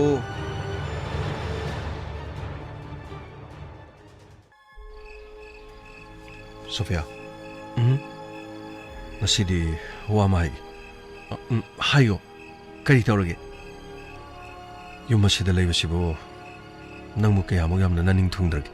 ꯀꯩꯅꯣ ꯅꯤꯡꯊꯨꯡꯗꯕ ꯀꯩꯁꯨ ꯂꯩꯇꯦꯅ ꯑꯗꯨ ꯑꯣꯏꯔꯕꯗꯤ ꯅꯍꯥꯛꯅ ꯃꯐꯝ ꯑꯁꯤꯗ ꯂꯩꯕ ꯃꯇꯝꯗ ꯅꯪꯅ ꯅꯅꯤꯡ ꯊꯨꯡꯗꯕ ꯑꯃꯗꯤ ꯂꯩꯕ ꯃꯥꯜꯂꯦ ꯀꯅꯥꯅ ꯍꯥꯏꯅꯣ ꯑꯩꯈꯣꯏ ꯃꯥꯅ ꯍꯥꯏꯔꯤꯑꯣꯏꯅꯤ ꯑꯩꯗꯤ ꯀꯔꯤꯃꯠꯇ ꯅꯤꯡꯕ ꯊꯨꯡꯗꯕ ꯀꯔꯤꯃꯠꯇ ꯂꯩꯇꯦ ꯑꯗꯨꯒ ꯏꯃꯥꯅ ꯍꯥꯏꯕ ꯑꯣꯏꯔꯗꯤ ꯂꯥꯟꯅ ꯂꯧꯒꯅꯨ ꯏꯃꯥꯁꯦ ꯑꯩꯉꯣꯟꯗ ꯌꯥꯝꯅ ꯆꯤꯡꯅꯕ ꯑꯩꯅ ꯇꯧꯕ ꯊꯕꯛ ꯈꯨꯗꯤꯡꯃꯛꯇ 이마디 ꯑꯗꯨꯝ ꯄꯥꯝꯗꯤ ꯅꯣꯡꯃꯇ ꯑꯩꯅ ꯇꯧꯕ ꯊꯕꯛꯁꯤꯃ ꯌꯥꯝꯅ ꯐꯩ ꯍꯥꯏꯕꯁꯦ 이마나 하이바 그리마다 레이티 뭐도 이마나 그리고마 소이바 그라 소이는 오랑은 그리야 소이바 우두이노 아이나보 그리 떠오르게 파래 마시 와시 또시 아두고 낭는 나닝 퉁도 레라바디 응원다 생나도 하이 아두가 아이나 오피스 기 타바 그라 찐바 아두가 낭니 유마시다 이마가 레이바다 아이고 엄마디기는 놈이당 와라 마탐 양나 상나 농원다디 나이바도 와랑은 와부디 와이버고 아두 아이케 슈칸디 마라모르타수 코이바 찻바 아두가 반다 토리바시가 이몽도 토리시기 캐네이다나 이몽어시다 좀 서로서로 살라가디 이몽어시기 아둠 아맘마 상사도 레이바다 마판다 톨라가디 마판다 톡바기 미 티나락바기 미 로이나바기 아두기 통하바 상사르마 레이 아두부 소피 ꯌꯨꯝ ꯄꯥꯟꯗ꯭ꯔꯤꯉꯩ ꯑꯗꯨꯒ ꯌꯨꯝ ꯄꯥꯜꯂꯕ ꯃꯇꯨꯡ ꯍꯥꯏꯕꯁꯤꯗꯤ ꯃꯁꯤꯒꯤ ꯈꯦꯟꯅꯕꯗꯤ ꯁꯣꯏꯗꯅ ꯂꯩꯒꯅꯤ ꯀꯩꯅꯣ ꯍꯥꯏꯗꯨꯕꯣ ꯌꯨꯝ ꯄꯥꯜꯂꯦ ꯍꯥꯏꯗꯅꯕꯨ ꯈꯣꯡꯈꯨꯠ ꯂꯣꯏꯅ ꯊꯧꯔꯤꯅ ꯄꯨꯟꯁꯜꯂꯒ ꯂꯩꯒꯗ꯭ꯔꯣ ꯌꯨꯝ ꯄꯥꯜꯂꯒꯁꯨ ꯌꯨꯝ ꯄꯥꯟꯕꯒꯤ ꯄꯨꯟꯁꯤꯗꯨꯗꯒꯤ ꯑꯩꯈꯣꯏ ꯃꯔꯦꯛ ꯃꯍꯥꯎ ꯊꯣꯛꯅ ꯍꯤꯡꯅꯅꯕꯒꯤꯗꯤ ꯑꯗꯨꯝ ꯍꯣꯠꯅꯕ ꯌꯥꯏ ꯉꯁꯤꯒꯤ ꯒ꯭ꯂꯦꯃꯔꯁ ꯋꯥꯔꯜ ꯑꯁꯤꯗ ꯅꯨꯄꯤ ꯑꯃꯒꯤ ꯊꯧꯗꯥꯡꯁꯦ ꯌꯥꯝꯅ ꯑꯗꯨꯝ ꯆꯥꯎꯏ ꯆꯥꯛꯈꯨꯝꯕꯗ ꯑꯗꯨꯝ ꯅꯣꯡꯉꯥꯟꯕꯗꯒꯤ ꯆꯥꯛ ꯏꯁꯤꯡ ꯊꯣꯡꯉꯒ ꯀꯣꯜ ꯂꯨꯈꯥ ꯈꯔ ꯐꯦꯡꯉꯒ ꯐꯤꯁꯨ ꯐꯤꯁꯥꯝ ꯈꯔ ꯇꯧꯔꯒ ꯄꯨꯟꯁꯤ ꯑꯗꯨꯝ ꯂꯣꯏꯌꯨ ꯍꯥꯏꯕꯗꯤ ꯀꯔꯝꯕ ꯅꯨꯄꯤꯅ ꯌꯥꯗꯣꯏꯅꯣ ꯑꯣ ꯅꯪꯒꯤ ꯋꯥꯐꯝꯁꯦ ꯍꯧꯖꯤꯛ ꯈꯛꯇ ꯃꯌꯦꯛ ꯁꯦꯡꯅ ꯊꯣꯛꯂꯛꯂꯦ ꯅꯪꯅ ꯏꯃꯨꯡ ꯑꯁꯤꯗ ꯋꯥꯔꯤꯕ ꯑꯗꯨꯒ ꯅꯪꯅ ꯄꯥꯝꯗ꯭ꯔꯤꯕꯁꯤ ꯏꯃꯨꯡ ꯑꯁꯤꯗ ꯑꯌꯨꯛꯇꯒꯤ ꯍꯧꯒꯠꯂꯒ ꯆꯥꯅ ꯊꯛꯅꯕ ꯍꯣꯠꯅꯕ ꯑꯗꯨꯒ 이문 것이기 꼽놈 호나바 비쇼 비잠바 아두가 타보 인강 또보 그러시기 마도 나코네디 그러시기 하나 칼럼은 누피 여마나 아유 응은마데가 호글라가 떠리고 타박 싱세 이문 어두들 레리바 가나마타나 마시 캉비디 핵 호글락거디기나 이문 어두들 레리바 미 망가 오이로 따라 오이로 마두드 켄보 오이브세 뽐노 마싱어도 이문 두들 레리바 누피 여마나 뽐노 마항나 로이노 호나가다바니 하이바디 마두 얌나 라로이드로 소피아 와퍼마 두기도먹다 나테 인 하이리바디 아이나 하이제닝우디 타모 아타이기 와수나 나테 ꯆꯥꯎꯈꯠꯂꯕ ꯂꯩꯕꯥꯛꯁꯤꯡꯗ ꯑꯗꯨꯝ ꯌꯦꯡꯕꯤꯌꯨ ꯏꯃꯨꯡ ꯃꯅꯨꯡꯗ ꯃꯁꯥꯒꯤ ꯁꯦꯟꯊꯣꯛꯇꯨꯒꯤ ꯃꯇꯨꯡ ꯏꯟꯅ ꯆꯥꯛ ꯊꯣꯡꯅꯅꯕ ꯃꯤ ꯊꯕꯛ ꯏꯪꯈꯥꯡ ꯇꯧꯅꯅꯕ ꯃꯤ ꯑꯗꯨꯗ ꯅꯠꯇꯦ ꯏꯪꯈꯣꯜ ꯀꯣꯏꯅꯅꯕ ꯃꯤ ꯃꯗꯨꯗꯒꯤ ꯍꯦꯟꯇꯣꯛꯇꯅ ꯌꯨꯝ ꯑꯗꯨꯒꯤ ꯑꯀꯣꯏꯕꯗ ꯂꯩꯔꯤꯕ ꯒꯥꯔꯗꯦꯟ ꯑꯗꯨ ꯁꯦꯟꯅꯅꯕ ꯃꯤ ꯊꯝꯃꯤꯕꯅꯤ ꯃꯗꯨ ꯈꯛꯇꯁꯨ ꯅꯠꯇꯦ ꯌꯨꯝ ꯑꯗꯨꯗ ꯂꯩꯔꯤꯕ ꯃꯤꯁꯤꯡꯅ ꯆꯠꯊꯣꯛ ꯆꯠꯁꯤꯟ ꯇꯧꯕ ꯃꯇꯝꯗ ꯒꯥꯔꯤ ꯊꯧꯅꯕ ꯗ꯭ꯔꯥꯏꯚꯔ ꯃꯁꯤ ꯐꯥꯎꯕ ꯊꯝꯂꯤꯕꯅꯤ ꯑꯗꯨꯕꯨ ꯅꯨꯡꯉꯥꯏꯕ ꯄꯨꯟꯁꯤ ꯑꯃꯗ ꯂꯦꯟꯅꯕ ꯍꯣꯠꯅꯕꯗ ꯏꯃꯨꯡ ꯑꯗꯨꯅ ꯀꯔꯤꯒꯨꯝꯕ ꯍꯥꯏꯔꯤꯕꯗꯨ ꯃꯦꯅꯦꯖ ꯇꯧꯕ ꯉꯝꯂꯕꯗꯤ ꯏꯃꯨꯡꯗꯨꯅ ꯍꯣꯠꯅꯕꯝꯗ ꯃꯗꯨꯗꯅꯦ ꯀꯅꯥꯃꯇ ꯀꯔꯤꯃꯇ ꯍꯥꯏꯔꯣ ꯆꯠꯅꯕꯤ ꯍꯥꯏꯕꯁꯤ ꯃꯤꯅ ꯁꯦꯝꯕ ꯉꯥꯛꯇꯅꯤ ꯁꯦꯝꯂꯤꯕ ꯆꯠꯅꯕꯤꯗꯨ ꯃꯤꯅ ꯍꯣꯡꯗꯣꯛꯄ ꯅꯠꯇ꯭ꯔꯒ ꯍꯣꯡꯗꯣꯛꯅꯕ ꯍꯣꯠꯅꯕꯗꯗꯤ ꯃꯗꯨꯗ ꯀꯅꯥꯅꯁꯨ ꯑꯊꯤꯡꯕ ꯄꯤꯔꯣꯏ ꯑꯩꯈꯣꯏꯅ ꯑꯗꯨ ꯇꯧꯋꯦ ꯍꯥꯏꯗꯨꯅꯁꯨ ꯃꯤꯅ ꯈꯕꯔ ꯗꯥꯕꯛꯇꯅ ꯈꯣꯡꯒꯣꯏꯅꯗꯅ ꯑꯩꯈꯣꯏꯕꯨ ꯀꯨꯝꯍꯩ ꯑꯣꯏꯅ ꯌꯦꯡꯅꯒꯗꯕꯗꯤ ꯀꯔꯤꯁꯨ ꯂꯩꯇꯦ ꯁꯣꯐꯤꯌꯥ ꯑꯩꯈꯣꯏꯒꯤ ꯆꯠꯅꯕꯤ ꯑꯃꯗꯤ ꯃꯤꯒꯤ ꯆꯠꯅꯕꯤ ꯍꯥꯏꯕ ꯇꯣꯉꯥꯟ ꯇꯣꯉꯥꯟꯅ ꯍꯣꯏ ꯅꯪꯅ ꯍꯥꯏꯔꯤꯕꯗꯣ ꯃꯗꯨ ꯐꯠꯇꯦ ꯍꯥꯏꯕꯗꯤ ꯂꯩꯇꯦ ꯏꯃꯨꯡ ꯑꯗꯨꯗ ꯍꯣꯠꯅꯕ ꯃꯇꯝꯗ ꯍꯣꯠꯅꯕ ꯉꯝꯁꯤꯜꯂꯛꯇ꯭ꯔꯕꯗꯤ ꯃꯤ ꯑꯗꯨꯅ ꯌꯥꯝꯕ ꯇꯥꯔꯒꯗꯤ ꯃꯥꯒꯤ ꯃꯇꯦꯡ ꯄꯥꯡꯅꯅꯕꯒꯤꯗꯃꯛ ꯇꯉꯥꯏ ꯐꯗꯅ ꯃꯤ ꯊꯝꯕꯗ ꯀꯔꯤꯁꯨ ꯀꯥꯏꯕ ꯂꯩꯇꯦ ꯏꯃꯨꯡ ꯑꯁꯤꯗ ꯂꯩꯔꯤꯕ ꯏꯃꯥꯒ ꯄꯥꯕꯨꯡꯒ ꯑꯩꯒ ꯅꯪꯒ ꯅꯠꯇꯦ ꯁꯤꯗꯩꯗ ꯅꯪꯅ ꯅꯣꯡꯃꯒꯤ ꯍꯣꯠꯅꯔꯤꯕꯁꯤꯅ ꯅꯉꯣꯟꯗ ꯀꯌꯥꯃꯨꯛ ꯌꯥꯝꯅ ꯑꯋꯥꯕ ꯑꯣꯏꯔꯕꯒꯦ ꯏꯃꯥꯁꯨ ꯊꯕꯛ ꯏꯪꯈꯥꯡ ꯑꯗꯨꯝ ꯌꯥꯎꯔꯤ ꯅꯪꯅ ꯊꯟꯗ ꯇꯧꯕꯁꯨ ꯅꯠꯇꯦ ꯑꯗꯨꯕꯨꯗꯤ ꯏꯃꯥꯁꯨ ꯌꯥꯎꯔꯤ ꯍꯥꯏꯕꯗꯣ ꯏꯟꯁꯥꯡ ꯃꯟꯕ ꯌꯥꯎꯕꯗꯨꯔꯣ ꯏꯃꯥꯅ ꯏꯁꯤꯡ ꯁꯣꯛꯄꯗꯤ ꯅꯠꯇꯦ ꯌꯥꯝꯈ꯭ꯔꯕ ꯐꯤꯔꯣꯟꯁꯤꯡꯗꯨꯗꯤ ꯏꯃꯥꯅꯒ ꯂꯣꯏꯅꯃꯛ ꯁꯨꯕ ꯉꯝꯕꯗꯤ ꯅꯠꯇꯤꯌꯦ ꯁꯨꯕꯕꯨꯗꯤ ꯏꯔꯥꯏ ꯂꯥꯏꯅꯅꯦ ꯋꯥꯁꯤꯡ ꯃꯦꯆꯤꯟꯗ ꯐꯤ ꯁꯨꯏ ꯍꯥꯏꯕ ꯋꯥꯁꯤꯡ ꯃꯦꯆꯤꯟꯗ ꯐꯤ ꯁꯨꯕ ꯍꯥꯏꯕꯁꯦ ꯃꯤ ꯑꯃꯗꯤ ꯑꯗꯨꯝ ꯄꯨꯡ ꯈꯔ ꯀꯥꯏꯊꯣꯛꯇꯨꯅ ꯂꯩ ꯍꯥꯏꯕꯁꯤꯗꯤ ꯀꯅꯥꯅ ꯈꯪꯒꯗꯧꯔꯤꯒꯦ ꯏꯃꯨꯡ ꯑꯁꯤꯗ ꯅꯨꯄꯤ ꯑꯃꯅ ꯌꯨꯝ ꯄꯥꯜꯂꯒ ꯂꯩꯔꯤꯕꯁꯦ ꯏꯃꯨꯡꯗꯨꯒꯤ ꯀꯨꯞꯅꯣꯝ ꯏꯃꯨꯡ ꯑꯗꯨꯒꯤ ꯑꯃꯣꯠ ꯑꯀꯥꯏ ꯁꯦꯡꯕ ꯏꯃꯨꯡ ꯑꯗꯨꯗ ꯆꯥꯅ ꯊꯛꯅꯕ ꯍꯣꯠꯅꯕ ꯑꯗꯨꯒ ꯄꯨꯝꯅꯃꯛꯁꯤꯡ ꯑꯁꯤꯗ ꯃꯁꯥꯒꯤꯁꯨ ꯇꯔꯨ ꯇꯅꯥꯟꯅ ꯂꯩꯅꯕ ꯍꯣꯠꯅꯔꯤꯕ ꯂꯩꯔꯤꯕ ꯏꯃꯨꯡꯗꯨꯗ ꯂꯩꯔꯤꯕ ꯑꯍꯜ ꯂꯃꯟꯁꯤꯡ ꯑꯗꯨꯁꯨ ꯂꯣꯏꯅ ꯁꯦꯕꯥ ꯁꯦꯕꯤ ꯇꯧꯅ ꯍꯣꯠꯅꯔꯤꯕ ꯄꯨꯝꯅꯃꯛꯁꯤꯡ ꯑꯁꯤꯗꯅꯦ ꯀꯨꯞꯅꯣꯝ ꯍꯨꯝꯅꯕꯗ ꯃꯤꯀꯨꯞ ꯑꯃꯇꯪꯅꯦ ꯐꯃꯨꯡꯗ ꯀꯥꯈꯠꯇꯨꯅ ꯎꯏꯕ ꯐꯪꯕ ꯀꯅꯥꯁꯨ ꯌꯥꯎꯕ ꯅꯠꯇꯦ ꯑꯗꯨꯒꯁꯨ ꯑꯃꯨꯛ ꯌꯨꯝ ꯑꯗꯨꯗꯒꯤ ꯑꯗꯨꯝ ꯅꯝꯁꯤꯟꯗꯨꯅ ꯂꯩꯌꯨ ꯃꯄꯥꯟ ꯊꯣꯛꯀꯅꯨ ꯑꯍꯜ ꯂꯃꯟꯁꯤꯡꯅ ꯆꯠꯅꯔꯝꯕ ꯆꯠꯅꯕꯤꯅꯤ ꯍꯥꯏꯗꯨꯅ ꯂꯩꯕꯗꯨꯗꯤ ꯊꯃꯣ ꯑꯩꯕꯨꯗꯤ ꯂꯥꯟꯅ ꯂꯧꯕꯤꯒꯗ꯭ꯔꯥ ꯈꯪꯗꯦ ꯑꯩꯗꯤ ꯃꯗꯨꯗꯤ ꯑꯩ ꯄꯥꯝꯗꯦ ꯑꯁꯦꯡꯕ ꯁꯣꯐꯤꯌꯥ ꯑꯗꯨꯗꯤ ꯅꯪꯅ ꯄꯥꯝꯂꯤꯕꯁꯤ ꯑꯩꯅ ꯄꯥꯝꯂꯤꯕ ꯑꯩꯉꯣꯟꯗ ꯑꯗꯨꯝ ꯍꯪꯗꯨꯅ ꯑꯩ ꯑꯁꯣꯏꯕ ꯊꯤꯒꯗꯧꯔꯤꯕ꯭ꯔꯣ ꯅꯪꯒꯤ ꯑꯁꯣꯏꯕ ꯊꯤꯕꯒꯤ ꯋꯥ ꯅꯠꯇꯦ ꯇꯁꯦꯡꯅ ꯅꯪꯒꯤ ꯃꯗꯨꯒꯤ ꯃꯑꯣꯡ ꯃꯇꯧ ꯑꯗꯨꯗꯤ ꯌꯨꯝ ꯑꯁꯤꯗ ꯅꯪ ꯃꯈꯥ ꯇꯥꯅ ꯂꯩꯕꯗ ꯑꯩꯁꯨ ꯌꯨꯝ ꯑꯁꯤꯗ ꯂꯩꯅꯤꯡꯗꯦ ꯍꯥꯏꯕ ꯑꯩꯁꯨ ꯈꯪꯉꯤ ꯑꯩꯅ ꯌꯨꯝ ꯑꯁꯤꯗ ꯂꯥꯛꯄꯗꯒꯤ ꯃꯤ ꯄꯨꯝꯅꯃꯛ ꯂꯣꯏꯅ ꯁꯨꯛ ꯁꯨꯛꯅꯔꯦ ꯑꯩꯁꯨ ꯀꯔꯤꯅꯨꯡꯒꯤ ꯌꯨꯝ ꯄꯥꯜꯂꯨꯕꯅꯣ ꯍꯥꯏꯕꯗꯣ ꯑꯩꯁꯨ ꯌꯧꯔꯕꯅꯤ ꯁꯣꯐꯤꯌꯥ ꯅꯪꯅ ꯉꯥꯡꯂꯤꯕ ꯋꯥꯗꯨ ꯀꯔꯤꯅꯣ ꯑꯩꯅ ꯉꯥꯡꯂꯤꯕꯁꯦ ꯑꯁꯦꯡꯕ ꯋꯥꯅꯤ ꯑꯩꯒꯤ ꯊꯃꯣꯏꯗꯒꯤ ꯐꯥꯎꯔꯛꯄ ꯋꯥꯈꯜꯗꯨꯅꯤ ꯅꯪꯒꯤ ꯊꯃꯣꯏꯗ ꯐꯥꯎꯔꯛꯄ ꯋꯥꯈꯜ ꯑꯗꯨ ꯇꯁꯦꯡꯅ ꯍꯥꯏꯌꯨ ꯅꯪꯅ ꯄꯥꯝꯃꯤ ꯂꯝꯕꯤꯗꯨꯗ ꯆꯠꯀꯦ ꯍꯥꯏꯕ꯭ꯔꯥ ꯅꯠꯇ꯭ꯔꯒ ꯑꯩꯈꯣꯏꯅꯤꯒꯤ ꯑꯣꯏꯕ ꯇꯨꯡꯒꯤ ꯑꯣꯏꯕ ꯑꯩꯈꯣꯏꯒꯤ ꯂꯥꯛꯀꯗꯧꯔꯤꯕ ꯏꯆꯥꯒꯤ ꯀꯗꯥꯏꯗꯒꯤ ꯏꯆꯥꯅꯣ ꯍꯧꯖꯤꯛ ꯂꯩꯔꯤꯕ ꯐꯤꯕꯝꯁꯤꯗ ꯑꯃꯨꯛ ꯑꯉꯥꯡ ꯌꯥꯎꯁꯜꯂꯕꯗꯤ ꯑꯩꯅ ꯍꯌꯦꯡ ꯀꯔꯤ ꯇꯧꯒꯗꯧꯔꯤꯒꯦ ꯏꯃꯨꯡ ꯑꯁꯤꯒꯤ ꯑꯣꯏꯔꯤꯕ ꯐꯤꯕꯝꯁꯤꯗꯕꯨ ꯅꯠꯇꯦ ꯑꯉꯥꯡꯕꯨ ꯁꯦꯟꯅꯒꯗ꯭ꯔꯥ ꯏꯃꯨꯡ ꯑꯁꯤꯒꯤ ꯊꯕꯛ ꯏꯪꯈꯥꯡꯕꯨ ꯇꯧꯒꯗ꯭ꯔꯥ ꯁꯣꯐꯤꯌꯥ ꯑꯗꯨꯗꯤ ꯅꯪꯅ ꯄꯥꯝꯂꯤꯕꯁꯤ ꯏꯃꯨꯡ ꯑꯁꯤꯗ ꯅꯪꯒꯤ ꯅꯅꯤꯡ ꯇꯧꯗꯨꯅ ꯏꯃꯨꯡ ꯑꯁꯤꯗ ꯈꯨꯁꯤꯔꯥꯁꯤ ꯇꯧꯗꯨꯅ ꯂꯩꯕ ꯃꯇꯝꯗ ꯑꯩꯈꯣꯏꯅ ꯀꯔꯤꯃꯠꯇ ꯍꯥꯏꯗꯅ ꯅꯉꯣꯟꯗ ꯑꯗꯨꯃꯛ ꯇꯨꯃꯤꯟꯅ ꯂꯩꯌꯨ ꯍꯥꯏꯕꯁꯤꯔꯣ ꯑꯩꯗꯤ ꯃꯗꯨꯗꯤ ꯍꯥꯏꯈꯤꯗꯦ ꯑꯩꯒꯤ ꯑꯅꯤꯡꯕ ꯑꯄꯥꯝꯕꯗꯁꯨ ꯑꯩꯉꯣꯟꯗꯁꯨ ꯌꯦꯠꯄꯤꯒꯅꯨ ꯏꯃꯨꯡ ꯑꯁꯤꯒꯤꯁꯨ ꯀꯥꯏꯗꯅꯕ ꯑꯩꯅ ꯑꯗꯨꯝ ꯍꯣꯠꯅꯔꯤ ꯅꯪꯅ ꯄꯥꯝꯂꯤꯕꯁꯦ ꯑꯗꯨꯗꯤ ꯅꯪꯅ ꯊꯣꯛꯄ ꯇꯧꯕ ꯑꯗꯨꯒ ꯑꯩꯈꯣꯏꯅ ꯅꯉꯣꯟꯗ ꯀꯔꯤꯒꯨꯝꯕ ꯑꯃꯠꯇ ꯍꯥꯏꯕ ꯌꯥꯗꯕ ꯍꯥꯏꯔꯨꯔꯒꯅ ꯏꯃꯨꯡ ꯑꯁꯤꯒꯤ ꯅꯪꯅ ꯀꯨꯞꯅꯣꯝ ꯇꯧꯔꯤ ꯑꯗꯨꯗꯤ ꯏꯃꯨꯡ ꯑꯁꯤꯗ ꯑꯩꯈꯣꯏ ꯄꯨꯝꯅꯃꯛꯅ ꯃꯥꯒꯤ ꯗꯥꯏꯇ ꯂꯧꯅꯔꯤꯕꯁꯤ ꯑꯗꯨꯗꯤ ꯏꯃꯨꯡ ꯑꯁꯤꯗꯒꯤ ꯁꯦꯟ ꯊꯣꯛꯄꯁꯤ ꯃꯣꯏ ꯇꯥꯃꯣꯅ ꯂꯣꯏꯅ ꯄꯨꯁꯤꯜꯂꯒ ꯊꯥꯛꯄꯅꯤ ꯁꯤꯅꯤ ꯑꯗꯨꯗꯤ ꯑꯩꯅꯉꯁꯤ ꯊꯥ 7-9 ꯂꯩꯔꯛꯄꯁꯤꯗ ꯑꯩꯅ ꯅꯨꯄꯥ ꯀꯌꯥ ꯁꯤꯟꯅꯈ꯭ꯔꯕꯒꯦ ꯅꯠꯇ꯭ꯔꯒ ꯑꯩꯒꯤ ꯊꯥꯛꯅꯕ ꯍꯣꯠꯅꯕꯗ ꯁꯦꯜ ꯀꯌꯥꯝ ꯆꯪꯈ꯭ꯔꯕꯒꯦ ꯄꯨꯝꯅꯃꯛꯁꯤꯡ ꯑꯗꯨ ꯑꯩ ꯌꯨꯝꯗꯒꯤ ꯑꯃꯨꯛ ꯂꯣꯏꯅ ꯄꯨꯖꯔꯣ ꯍꯥꯏꯕ꯭ꯔꯥ ꯁꯣꯐꯤꯌꯥ ꯅꯪꯅ ꯉꯥꯡꯉꯤꯗꯨ ꯀꯩꯅꯣ ꯅꯪꯅ ꯉꯥꯡꯉꯤꯗꯨ ꯀꯔꯤꯅꯣ ꯀꯔꯤ ꯇꯧꯅꯔꯒꯦ ꯅꯣꯏꯕꯣ ꯅꯄꯥ ꯁꯥꯎꯔꯦꯀꯣ ꯅꯄꯥ ꯁꯥꯎꯔꯦ ꯀꯔꯤꯒꯤꯅꯣ ꯑꯍꯤꯡꯁꯤꯗ ꯅꯈꯣꯏꯅꯤ ꯉꯥꯡꯅꯔꯤꯗꯨꯕꯣ ꯍꯌꯦꯡ ꯅꯣꯡꯉꯥꯜꯂꯒ ꯉꯥꯡꯅꯧ ꯌꯥꯗ꯭ꯔꯣ ꯏꯃꯥ ꯇꯣꯛꯒꯦ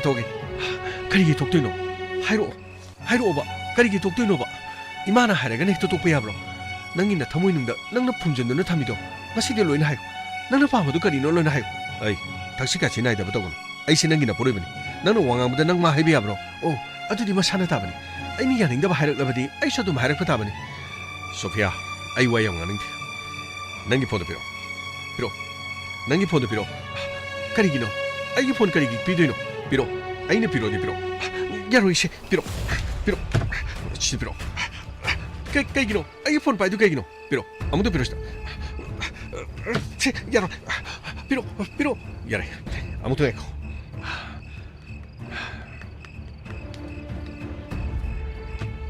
까리 해노세 시 건전지 까리 해노 시대 타너리 맵스 까리노 이참참나니 마루마팡 이마나바 마루마팡 이마나바 아두디 마루마팡 이마나바 해 건전지 타기고 도마브로 눅시비에 어시디 까림다 하락디다 낭기 눅시르보 건젤도 따들어버디 아이디 도마야데 도맘다이기 눅시 하이나 하이바도 아무타 해라모드나 시까리노 하이바니 미나 파기 떠로가 타락버니 까리기노 아이기 폰 낭나 파라가 떠리두부 까리 떠리노 하이바 낭나 떠리고 싱도 아이 칸다바 마음으로 아이 로이는 칸 떠우시노 하이드나 아이시 또미나도 막 레이비 ꯑꯗꯨꯕꯨ ꯌꯨꯝ ꯑꯁꯤꯗ ꯅꯪꯅ ꯍꯣꯡꯂꯛꯂꯤꯕ ꯅꯪꯅ ꯇꯧꯈꯠꯂꯛꯂꯤꯕ ꯃꯑꯣꯡ ꯃꯇꯧꯁꯤꯗꯤ ꯑꯩ ꯈꯪꯕ ꯉꯝꯗ꯭ꯔꯦ ꯑꯩꯅ ꯑꯣꯐꯤꯁ ꯍꯦꯛ ꯆꯠꯈꯤꯕꯒ ꯅꯪꯅ ꯌꯨꯝ ꯑꯁꯤꯗꯒꯤ ꯀꯅꯥꯒ ꯆꯠꯂꯤꯅꯣ ꯍꯥꯏꯕꯁꯨ ꯈꯪꯗꯕ ꯀꯩꯊꯦꯜꯗ ꯀꯥꯕꯒꯤ ꯅꯃꯥꯗ ꯏꯟꯁꯥꯡ ꯅꯥꯄꯤ ꯐꯨꯔꯤꯠ ꯐꯤꯔꯣꯜ ꯂꯩꯕꯒꯤ ꯅꯃꯥꯗ ꯅꯪꯅ ꯆꯠꯊꯔꯛꯂꯤꯕ ꯑꯗꯨꯒ ꯏꯃꯨꯡ ꯑꯁꯤꯗ ꯅꯪꯅ ꯀꯨꯠꯁꯤ ꯔꯥꯁꯤ ꯇꯧꯗꯨꯅ ꯂꯥꯛꯂꯤꯕ ꯃꯇꯝ ꯑꯁꯦ ꯊꯥ ꯌꯥꯝꯂꯕꯅꯤ ꯑꯩꯅ ꯀꯔꯤ ꯇꯧꯔꯒꯦ ꯅꯠꯇꯦ ꯑꯩꯅ ꯀꯔꯤ ꯇꯧꯈ꯭ꯔꯒꯦꯕ ꯐꯔꯦ ꯑꯗꯨꯗꯤ ꯅꯪꯒꯤ ꯈꯣꯟꯖꯦꯜ ꯑꯃꯁꯦ ꯁꯤꯃꯨꯛ ꯊꯥꯒꯦ ꯀꯔꯤ ꯇꯧꯔꯒꯦ ꯁꯥꯎꯅꯔꯕ꯭ꯔꯣ ꯑꯗꯨ ꯅꯍꯥꯟ ꯃꯨꯛ ꯎꯅꯕꯗꯨꯗꯤ ꯅꯪꯅ ꯍꯣꯕꯦ ꯇꯧꯕꯗꯨꯗꯅꯦ ꯀꯔꯤꯃꯇ ꯅꯪꯗꯦ ꯍꯟꯗꯛꯇꯤ ꯈꯔ ꯀꯨꯏꯅ ꯎꯅꯁꯦ ꯑꯗꯣ ꯃꯐꯝꯗꯨꯒꯤ ꯆꯥꯅ ꯊꯛꯅꯕꯗꯨ ꯍꯥꯎꯏꯀꯣ ꯑꯗꯣ ꯀꯔꯤ ꯅꯨꯃꯤꯠꯇ ꯑꯃꯨꯛ ꯎꯅꯁꯦ ꯍꯥꯏꯅꯣ ꯑꯗꯣ ꯍꯟꯗꯛꯇꯤ ꯌꯥꯝꯅ ꯀꯨꯏꯅ ꯒꯦꯞ ꯂꯩꯔꯒꯨꯝꯁꯦ ꯌꯥꯅꯕꯗꯣ ꯑꯗꯨꯝ ꯁꯤꯜꯂꯛꯑꯣ ꯀꯩꯗꯧꯔꯒꯦ ꯑꯗꯣ ꯃꯊꯪꯗꯤ ꯑꯩꯅ ꯍꯥꯏꯕ ꯃꯐꯝꯗꯣ ꯌꯥꯔꯦꯗꯅ ꯀꯨꯝꯃꯣ ꯑꯩ ꯄꯥꯎꯈꯨꯝ ꯉꯥꯏꯔꯤꯕꯅꯤꯀꯣ ꯁꯤ ꯀꯅꯥꯅꯣ ꯍꯥꯏꯌꯨ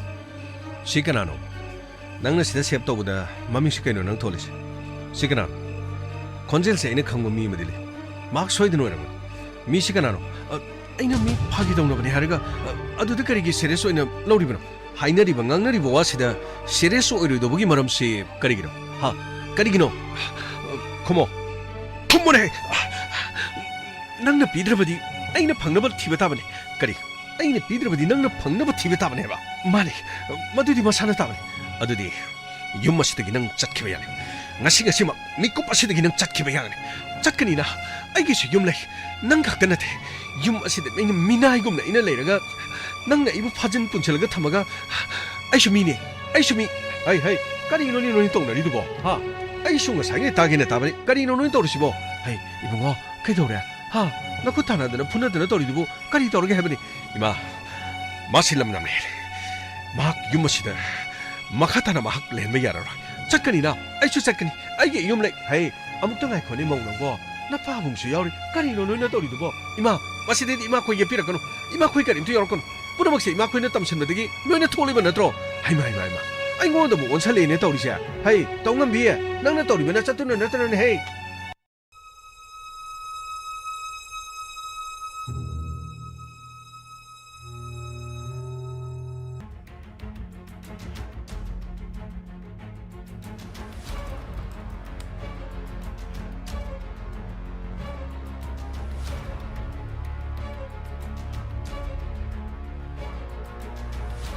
ꯀꯔꯤ ꯆꯠꯇꯅꯅꯣ ꯑꯩꯅ ꯀꯔꯤ ꯂꯝꯆꯠ ꯆꯠꯇꯅꯣ ꯑꯩ ꯅꯪꯅ ꯇꯧꯔꯤꯕꯗꯨꯅꯤꯅꯦ ꯏꯃꯨꯡ ꯑꯁꯤꯗ ꯅꯋꯥꯅ ꯄꯨꯔꯣꯏꯕ ꯍꯦꯛ ꯊꯣꯛꯈꯤꯕꯒ ꯅꯪ ꯉꯥꯏꯍꯥꯛꯇꯪ ꯌꯨꯝ ꯑꯁꯤꯗ ꯂꯩꯕ꯭ꯔꯣ ꯍꯥ ꯉꯥꯏꯍꯥꯛ ꯂꯩꯔꯒ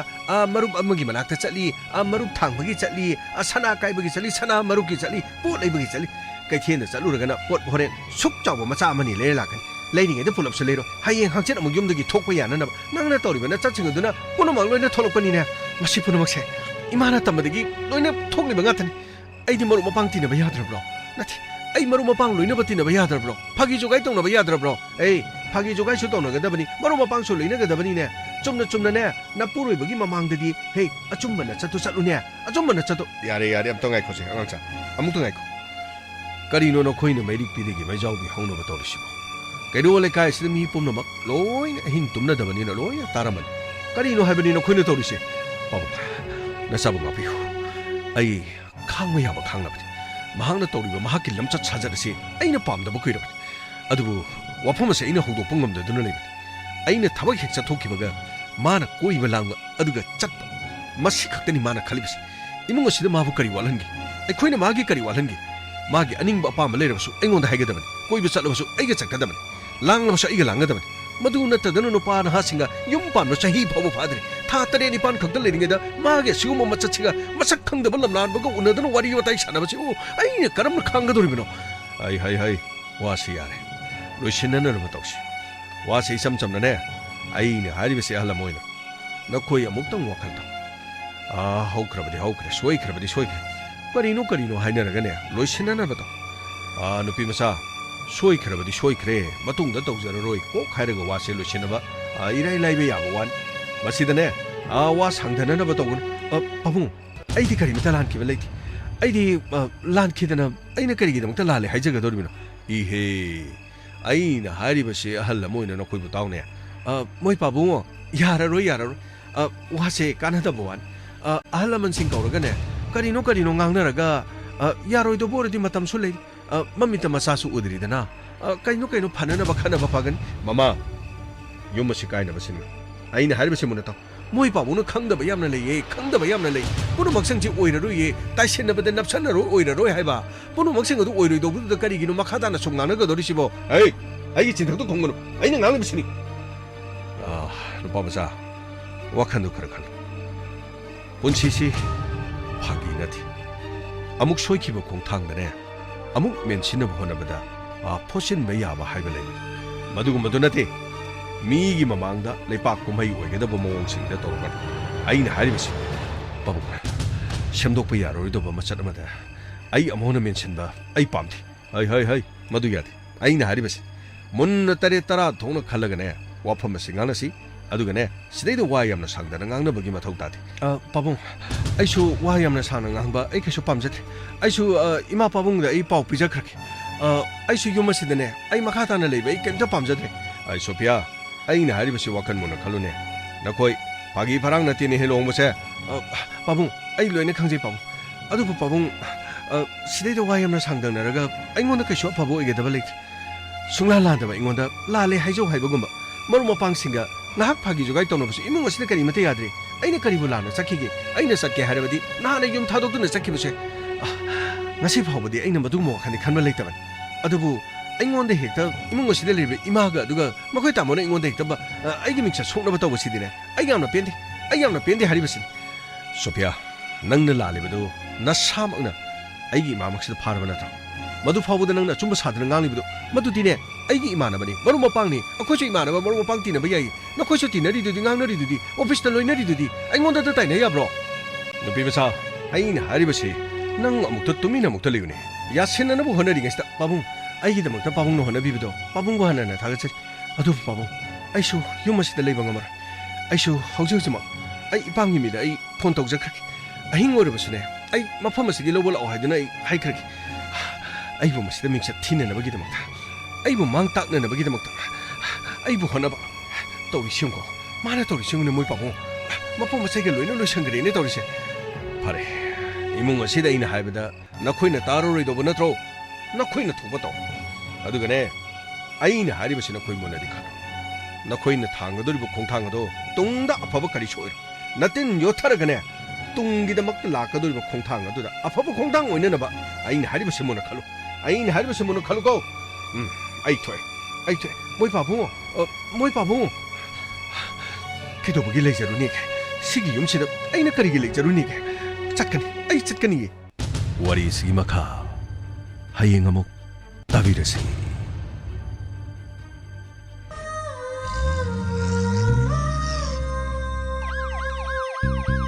Lakle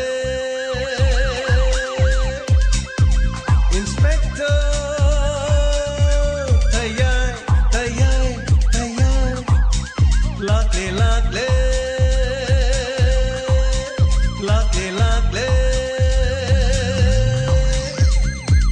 Inspector Tayay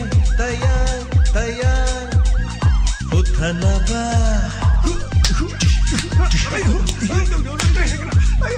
Kanbinaba. Thank you, sir. Welcome. Uthanaba. Kanbinaba. Inspector. Tayay. Lakle. Inspector. Tayay.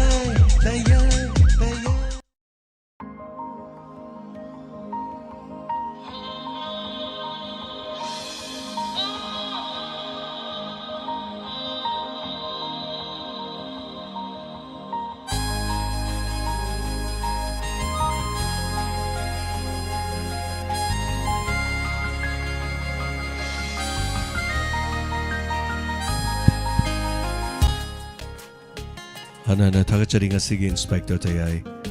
lising amaga chaniga ni phumathoi shuba tangkakta minam langda ni shuba saruk asai wari kamdo wibage mayamna pibirokpa comment macha mani nang pasage aduga sandokchariba thorom 90.0 wahong radio da tabiriba iScom da yengbiriba SKTV da tonga ba platform da tabiriba sing punama pu hanana thagachari wari se kitang Lusulu wadu wari sigi poloi dani mayam angak payam lakadori si wari sigi suspension yam leiba haibata takachari aduga ngasi birthday tariba nushiro bisa sigi famangol ayam puno pimina si happy birthday Nikesh Sharma Shanob Hanjabam Nandakishore Sharma and Hanjabam Rosita Laitan Pokpi Saiton many happy returns of the day nungairaba mapo numit asigi damak yai faba tijari Nada yaktaba punchi nungsangba mai sing nungsit khudong thiba punomaktagi ngakthokpiba oisin faba yai faba oirasanu mapo numit lakpada loinana asigi numit asidagi amuk hena faba yai faba sagaina tagi palem pathogi mai pakpa poroktana faba mapari mo oiba oirasanu haidana taibang sembiriba mapugi mafamdagi nijari Happy birthday Nikesh Sharma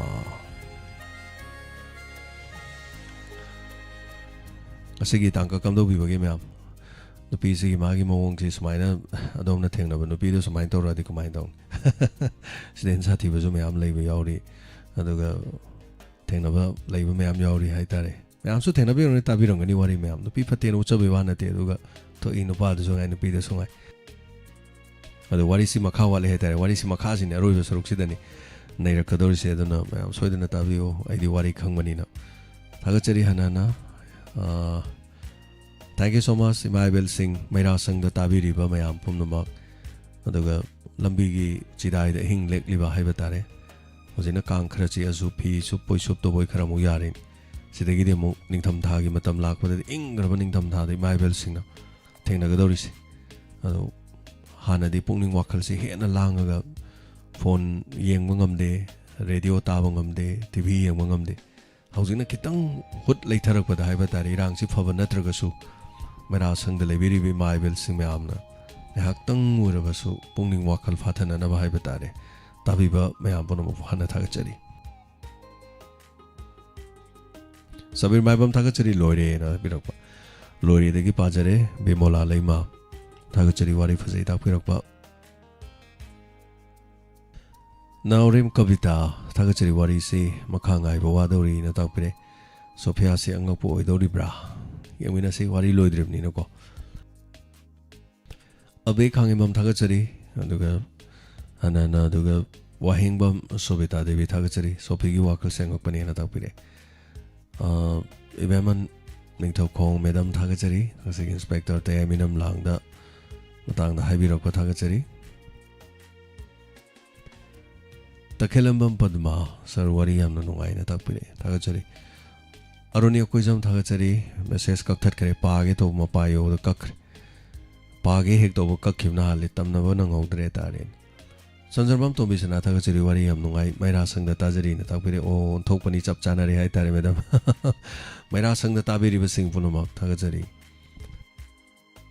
Sorokabam Sumila Lima Tagachari Wariam Nungai, Tagachari, Makanga Jerongena Tapira, Pangasi Wari Sodum Sangmin and Ifuga Mangahena. Thank you so much, Ango Naurem, Wari Fazava Warini, Lam Toiba,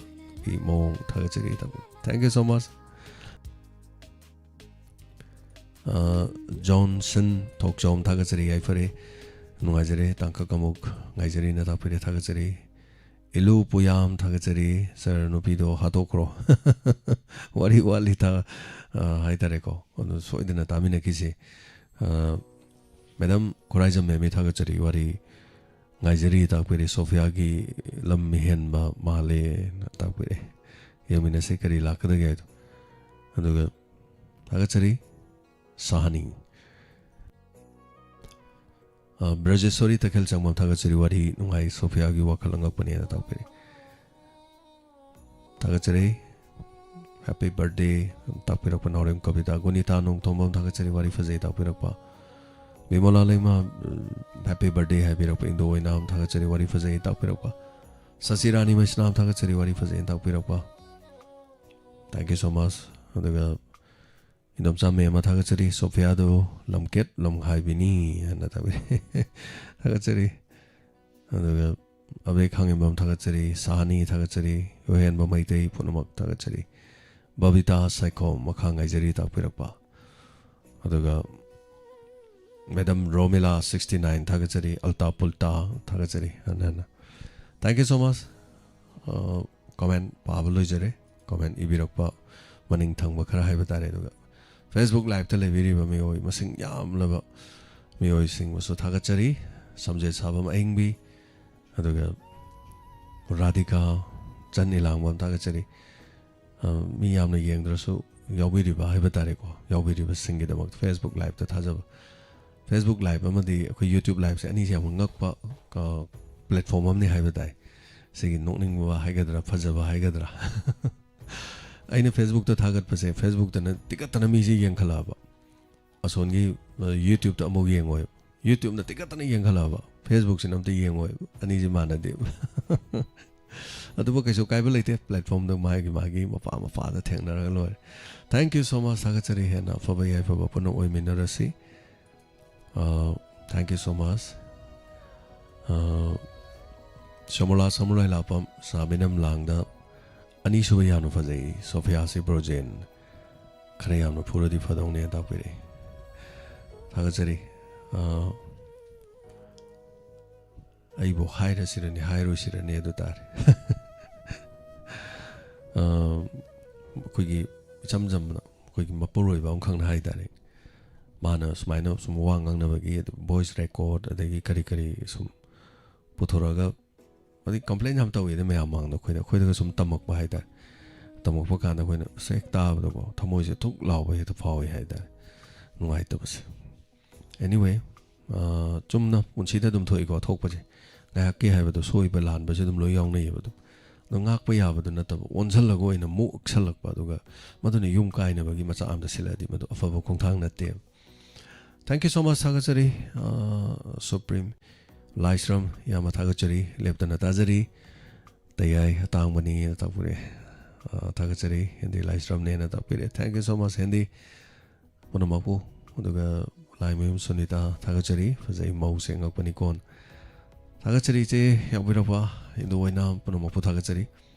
Sanduksari Patorum 90.0, Matang Solution Jabagi, Tanda the Luxury. Aduga ISCO mamadi SKTV di makata na dumag sandok sa kigani English movie matang sandok sa matungda ngasi kuigi empoti naw ko una kiba tangkak aduga ngasi pungning gi warol hari base ayukta dum repeat hanjan jaba hai batari madu gi matung pung nipan makhai tarak pu matam dagi amok inspector tay ahing da tha ki basi ayuk pung nipan makhai ta ba matam do radio da tabiri ba sing na muk ta na na ba thaje ga dori ban thagachari DJ Dhananjoy Chongtham Dhananjoy thank you so much thagachari sarna tha taruk le raga lao hai ba nei tha taruk ngai ri thank you so much Punamapu masigi di lotion jabe ya bada logzari afaba ya afaba punamak oi minarasi yaw biri ba punamak kai khumnazari tumba yadaba singdi SK TV Manipur da lengsin biro English movie thajarake soidina ngahaktang tharaga tumba yabri yengbiu masigi di crime update semjadre crime update marak ta nongmani ni kalaga semjarake adu ngarang semba du so crime update milising taruk khak yengi mi yam yengdri aduna mi khara yam garga di muk semba du interest leba mi yam dam ni na mo interest leba wale thagachari punamapu medam Lalita na mera pam thagachari anana punamapu khurumjari sanale pa kiram dam kangai pa na yai fari ngasi thenari basigum hayeng tek ta kai dana mo thengna minerasi punamapu khurumjari